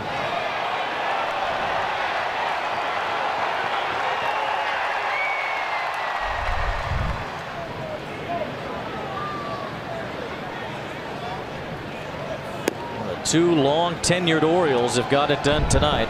Jones earlier, now Davis. Up and away. Yes, sir. 240 homers for Davis as an Oriole, 6th in franchise history. Behind Jones, Boop, Powell, Eddie Murray, Brooks Robinson, and Ripken.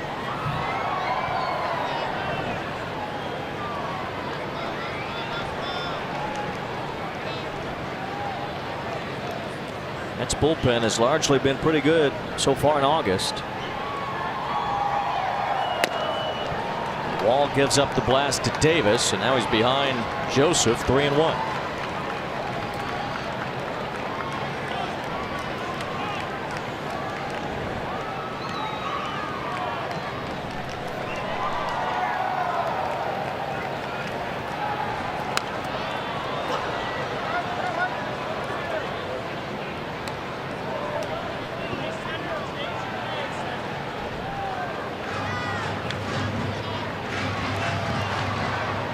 Second homer Wall has given up. The other was to Phillip Ervin of the Reds. Vargas's last start.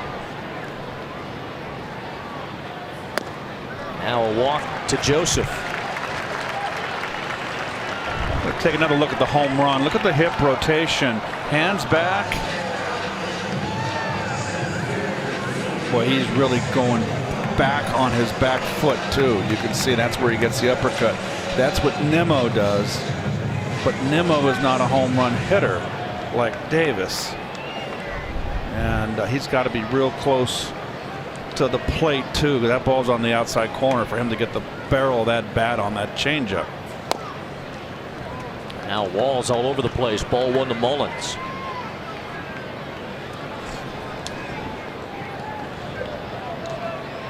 Well, Wall's another one of those guys, Wayne, that has a great arm, but he has to refine his pitches. Hit hard by Mullins. Long run. Jackson gets to it. Back to first goes Joseph.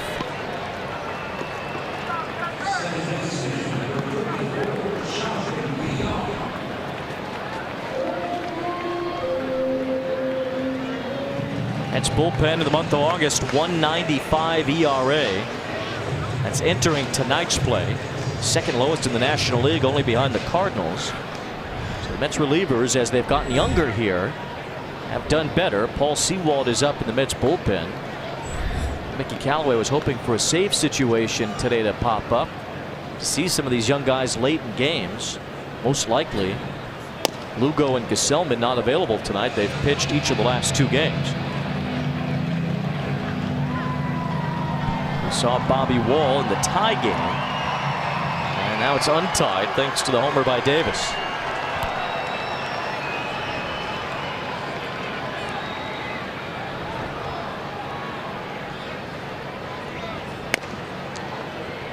It's 2-0 on Jonathan Villar.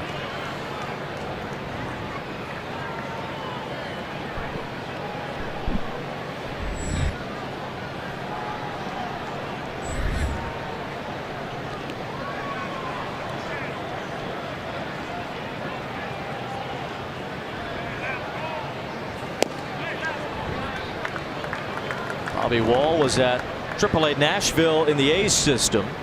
Spent a little time in Vegas. Had a very good year. You see all the strikeouts. Not many hits surrendered either by Wall. Gave up a long 1-0 to Chris Davis. Pumps in a strike on 3-0 to Villar. That's trailing against a Baltimore bullpen upcoming that has had a tough time too.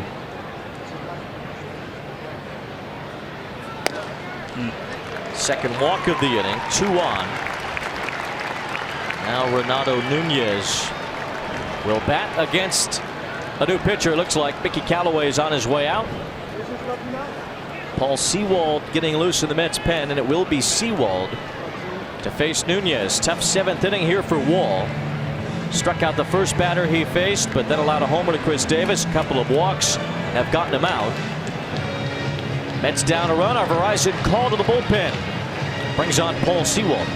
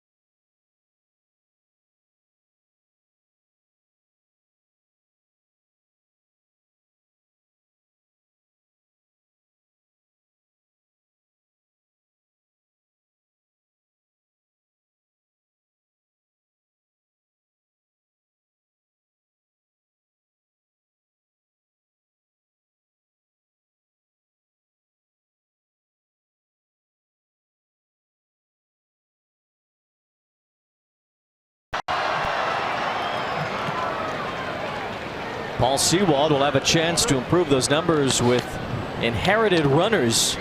He's got 2 to deal with here. 2 outs in the bottom of the 7th. Mets have fallen behind by a run. Batters Renato Nunez.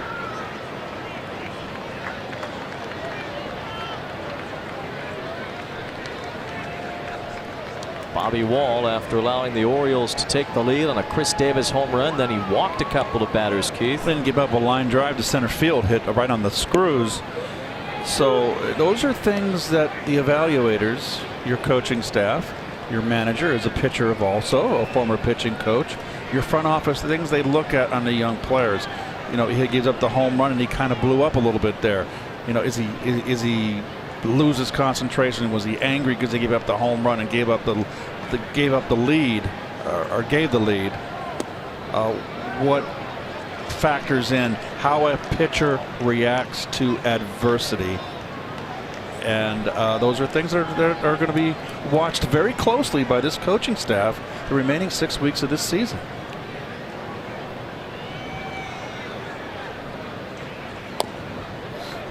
Mickey's been impressed with Drew Smith so far. Bachelor. Tyler Bachelor's looked good at times. A couple of scoreless innings in a tie game late in Miami over the weekend.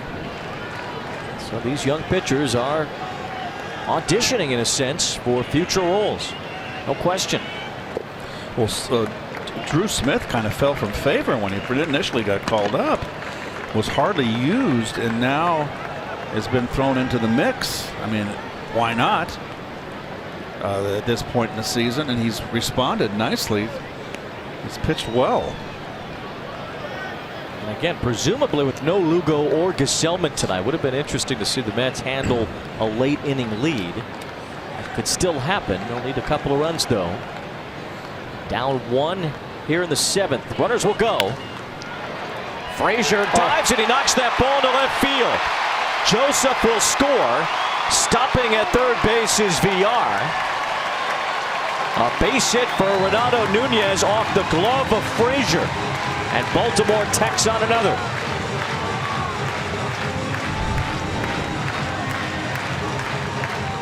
Well, nice effort by Todd. And yet a 4th run that is scored via the walk.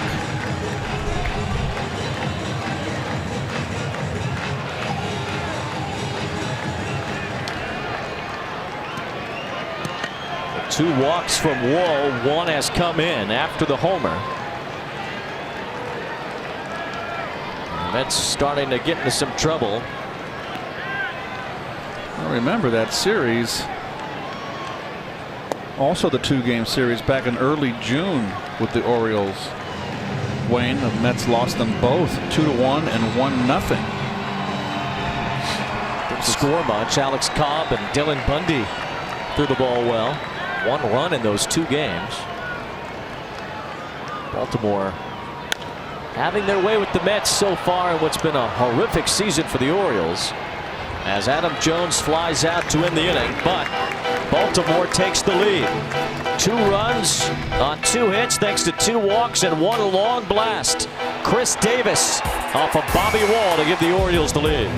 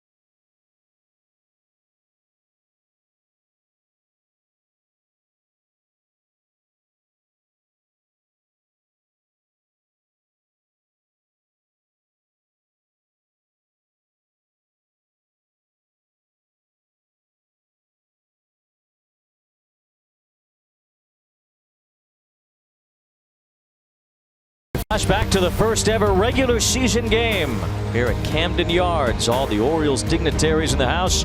As Cal Ripken Jr. led the Orioles on the field, and the Red Baron, Rick Sutcliffe, got the win for Baltimore against the Cleveland Indians. Brady Anderson and the gang pulling it off for the Orioles. Don't those hats look much better, the solid black with the Oriole? I like those hats. I like these hats too. I don't. Why? They just look like softball to me. Orioles moved to Baltimore 1954, the 3 world titles. Haven't been to the World Series though since 1983. They got to the ALCS in 2014. Well, they beat the heck out of the Dodgers in '66 with Koufax and Drysdale after '65 when the Dodgers put a whooping on the Yankees, and the Orioles just reversed it on the Dodgers in '66.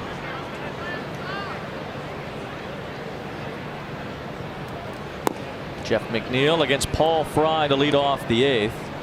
No, the Mets actually played the first ever game in this ballpark. It was an exhibition game in April of '92. Mets lost to the Orioles 5-3. It was the return of Eddie Murray. He was on those '92 Mets.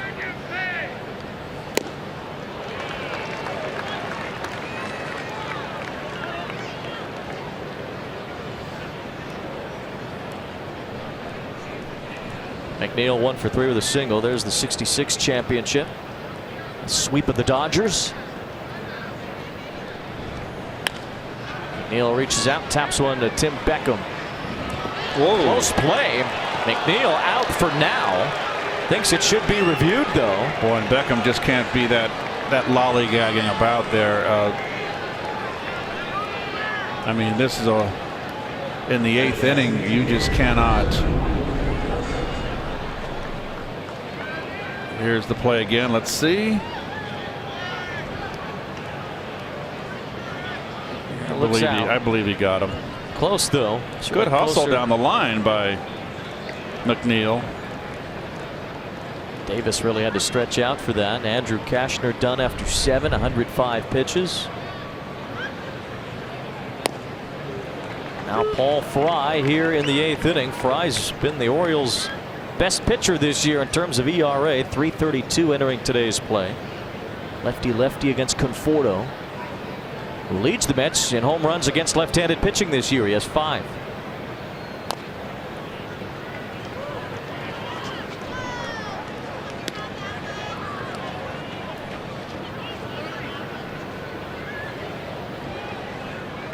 Fry is from Michigan, went to the same high school as Kirk Gibson.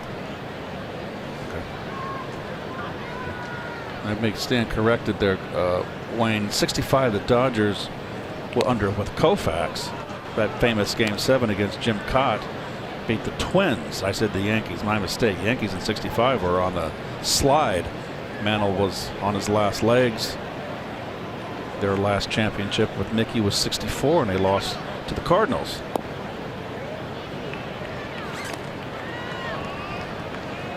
I'm glad we fixed that. Yeah, I don't know what I was thinking. But the Orioles beat up on the Dodgers in '66. I heard you say that. Full disclosure, I did not hear you talk about 1965. I stand corrected.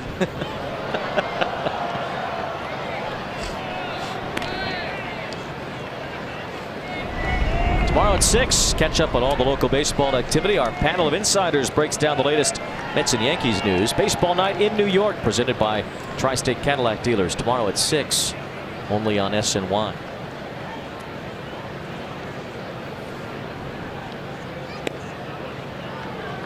Full count on Conforto. Mets could use a base runner here, down 2.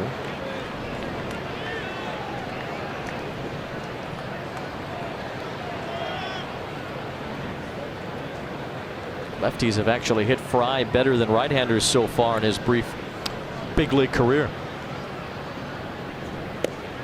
But not Conforto. 93-mile-an-hour fastball got by him. 0 for 4 tonight is the Mets DH. Fry's put down the first 2 he's faced. So you don't need a lot of speed, just up in the strike zone.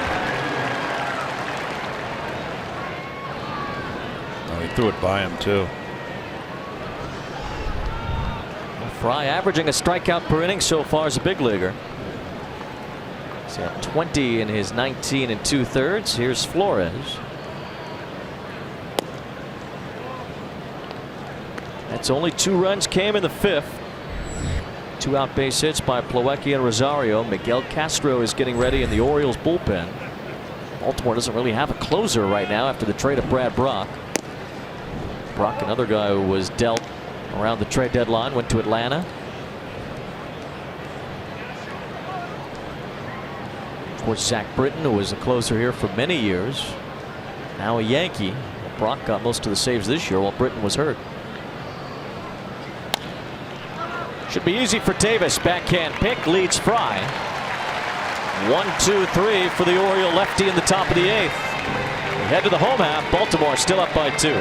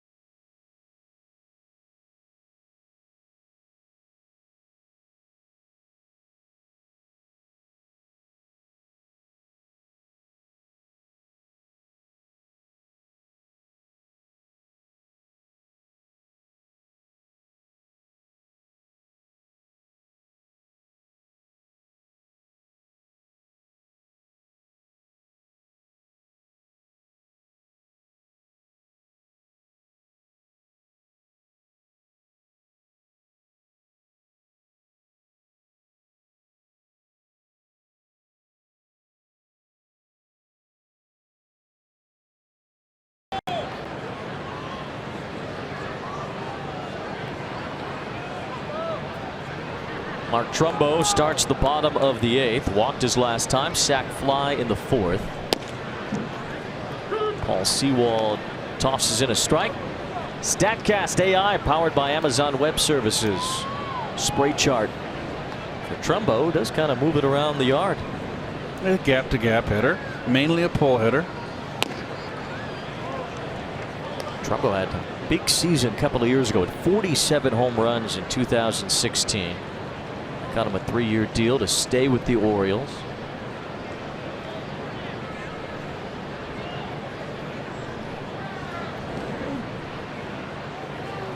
Swing and a miss as Sewald got the fastball by him. That spray chart that we just showed you specifically is designed to tell you about his ground ball and line drive prowess.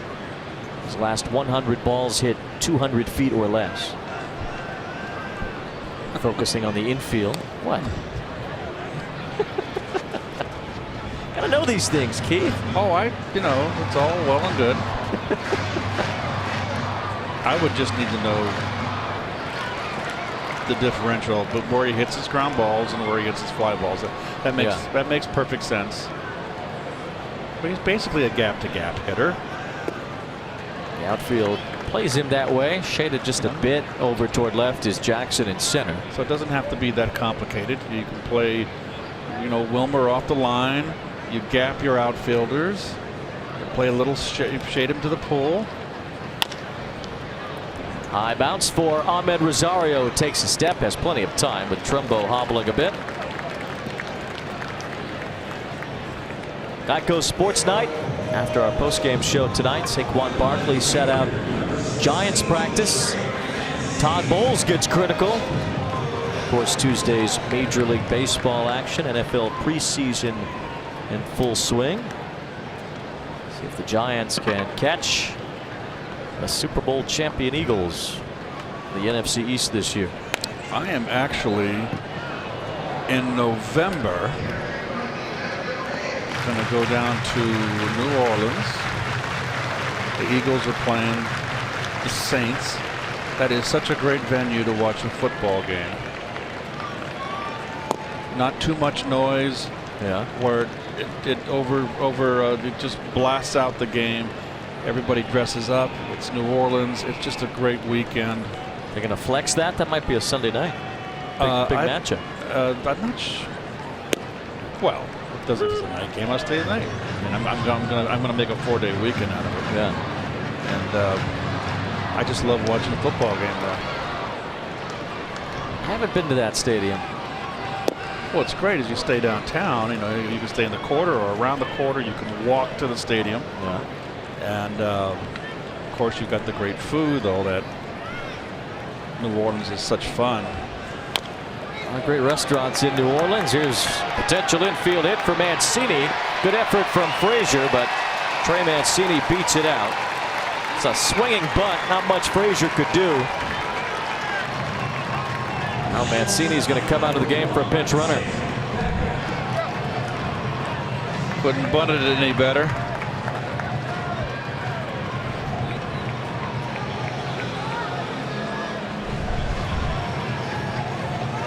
Joey Rickard is going to be the pinch runner for Mancini. He'll stay in to play the outfield as Baltimore tries to protect this lead. Yeah, it gives them better defense too.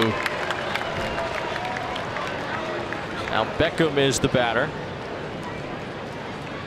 Buck Showalter takes nothing for granted. Got the old pen and paper out there, Keith. A little black book of notes. He's old school. I think he's using his lineup card there to make his doodles.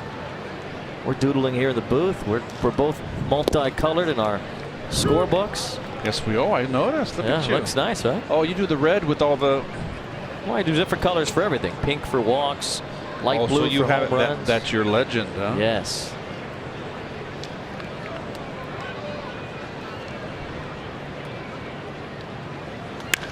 High drive off the bat of Tim Beckham, and that ball is gone. A laser beam from Beckham got out of here in a hurry. It's a 2-run homer. The Mets bullpen has allowed 4 runs in the last 2 innings, and the Orioles have opened up a 6-2 lead.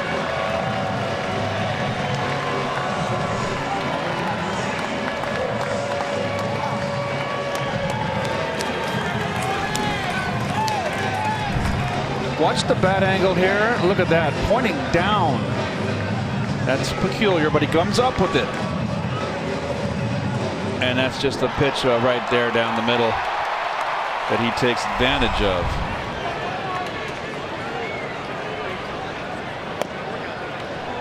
Beckham certainly needed that. He's had a tough time this season.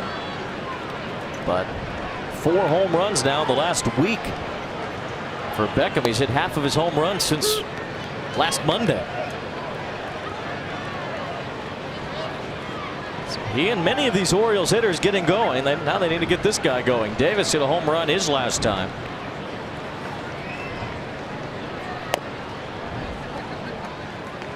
The fact that, so we see Beckham here. That's just 2 line drive home runs here. Line drives get out of this ballpark. Davis fouling one off. Well, you can see right there, inner half. I think it was a hanging breaking ball. Not sure.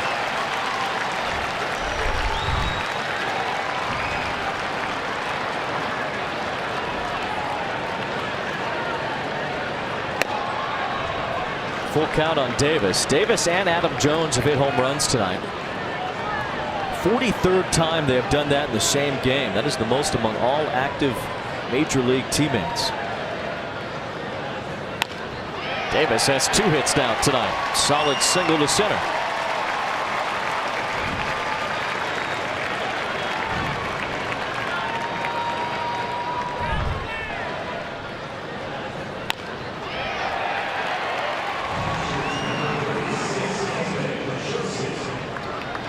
really falls back on his haunches there. That's just an uppercut home run swing.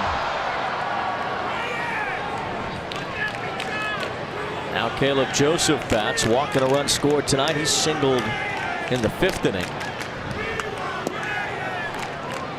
Now it will be Plawecki out to chat with Sewald, who's allowed an RBI single to Renato Nunez in the 7th and a 2-run homer to Beckham here in the 8th.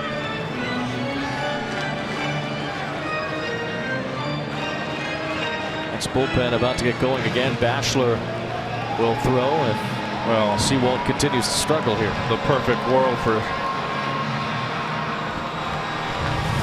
Watch SNY Mets games on the go on any device. Live streaming presented by Verizon.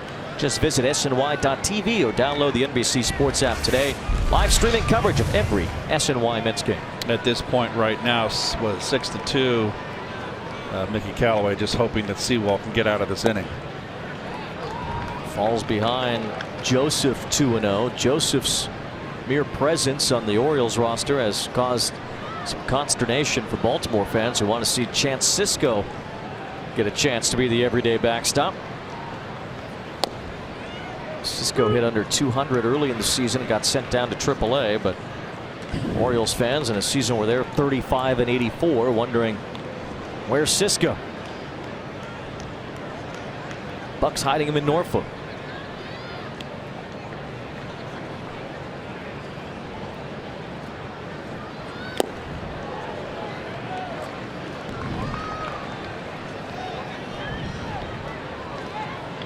Sure, Mets fans would like to see Peter Alonso at some point this year, Keith. He's got over 100 RBIs at AAA. We'll find out if he gets a shot in September, but he's had a fabulous year down there in minor leagues. It's a little busy at first base, especially if Jay Bruce comes back. He's going to get some time there. Still have Flores, Dom Smith, who's played a lot of the outfield actually at Vegas because Alonso's been the everyday first baseman there. So see if the Mets are able to find some at bats down the stretch for Alonso. Joseph sends one out to Austin Jackson. Second out of the inning after 3 straight Orioles reach. 2 of them scored on the homer by Beckham.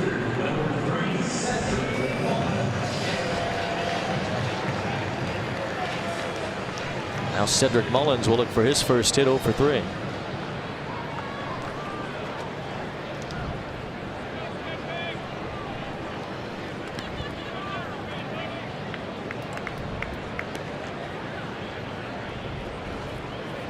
Almost looks like a smile on Buck Showalter's face. He hasn't had a lot to smile about this year.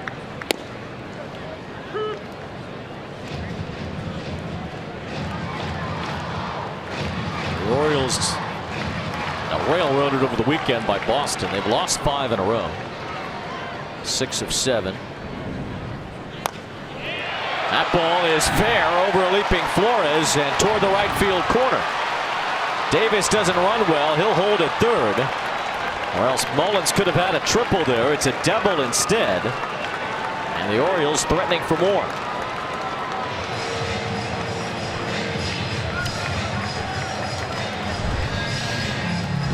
Yeah, this has got too much, not much of a slider right there. Try to get it down and in. I'm not sure if Mickey's going to make a move here. He kind of hustled out there. Yeah, he's done. New pitcher. Tyler Bachelor was warming in the Mets pen. Sewald could not get through this 8th inning. He's allowed 4 hits and 2 runs so far. And Tyler Bachelor will enter when we come back.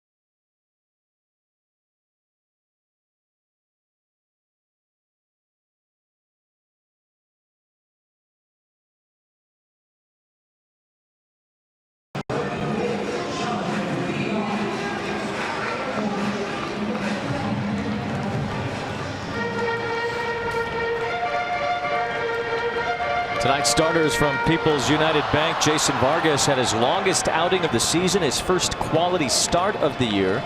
Andrew Kashner went 1 inning longer. There's a battle of bullpens from there. The Mets pen is not held up tonight. 2 in the 7th, 2 in the 8th has given Baltimore the lead. Bobby Wall and Paul Sewald responsible for the runs. Now Bachelor blows a fastball by VR. I like Bachelor's stuff. His last 2 outings, he's gone 2 innings and hasn't given up a run.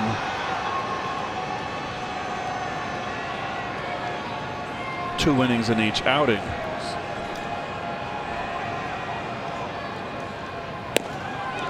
Well, throwing it right by VR twice.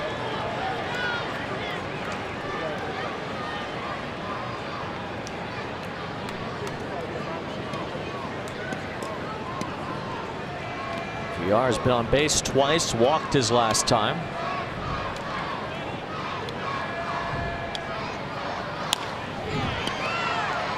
McNeil handles the ground ball. He throws out VR. And Bachelor gets the Mets out of the inning, but not before 2 runs on 4 hits. The Mets down 4 heading to the 9th.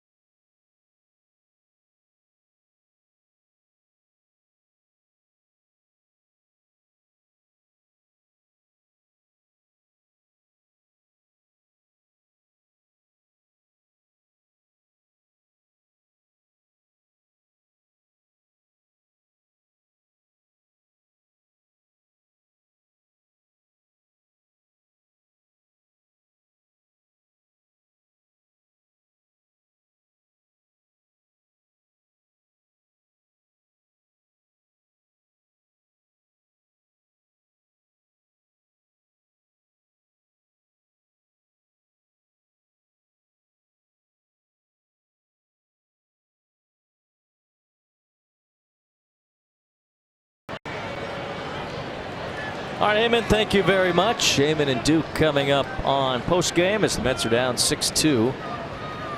Top of the 9th, Miguel Castro on the mound for Baltimore. Slings in a strike to Brandon Nimmo. Castro, 3.86 ERA. You see the 44 walks with 50 strikeouts. That's the worst strikeout to walk ratio for a relief pitcher in the major leagues. Nimmo trying to get on to start the 9th, and he will. That ball bounces to the wall. Nimmo's got 2. He's on his way to 3rd.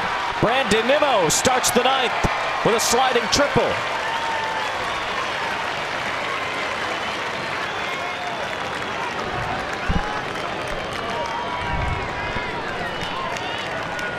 There you go. Belt high, right into the gap. You're down 4 runs. You're not going to be taking any pitches. And head down, out of the box. Always with Nimmo. He's digging from the get-go. And he can run. Really didn't have to slide. This was a stand-up triple. Frazier takes ball one, 7th triple for Brandon Nimmo this season.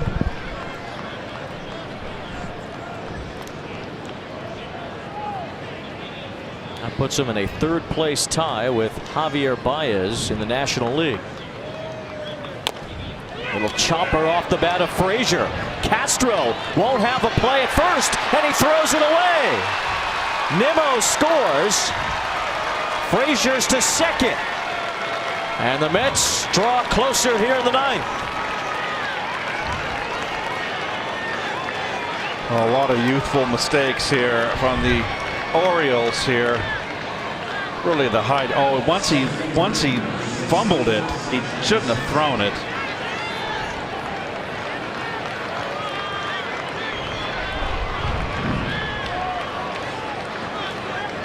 Frazier gets a hit. Nimmo scores on the throwing error. And Buck Showalter has seen enough of Miguel Castro. He faces 2 batters. He gets neither out. And he pitches Baltimore into a safe situation. Michael Givens will try to get it when we come back.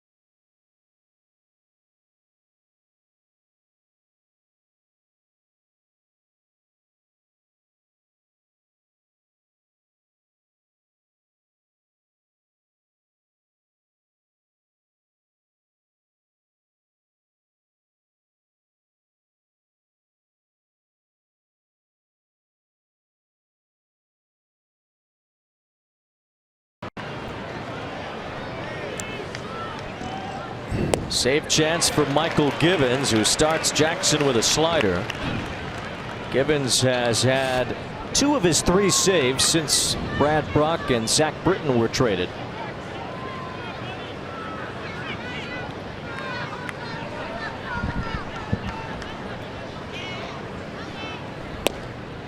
He's ahead of Jackson 0-2. Givens went to Plant High School in Tampa, same school that Wade Boggs attended.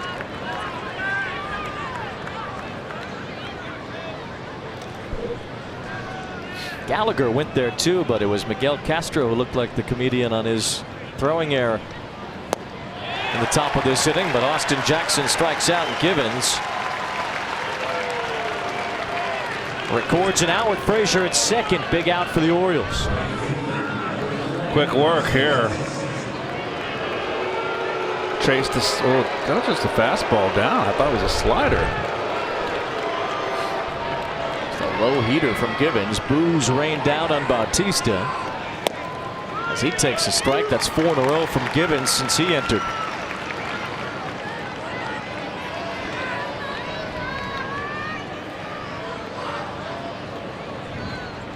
Bautista's been on twice tonight.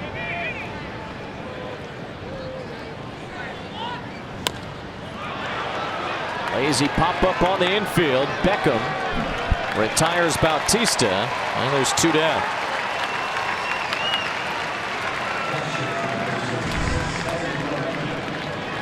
check the motion out. It goes from the stretch. Basically, almost side armor, but doesn't really, almost brings the ball to his ear like a catcher.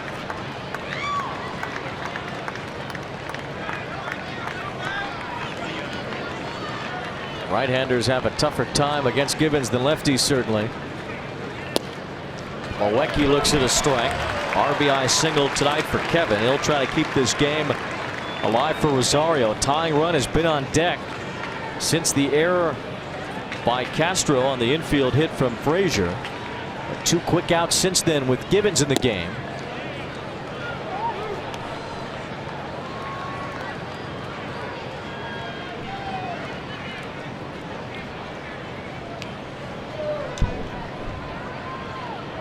Two of the 3 Mets runs tonight have scored with 2 outs. They'll need a few here in the 9th inning. Check swing right to Beckham. And the Baltimore Orioles take game 1 of this 2-game series. They are 3-0 this year against the Mets. The Orioles snapped their 5-game losing streak. And it's a 6-3 final here tonight at Camden Yards. Well, and they win their 35th game of the year. They win with the long ball. 3 home runs in this game. 13th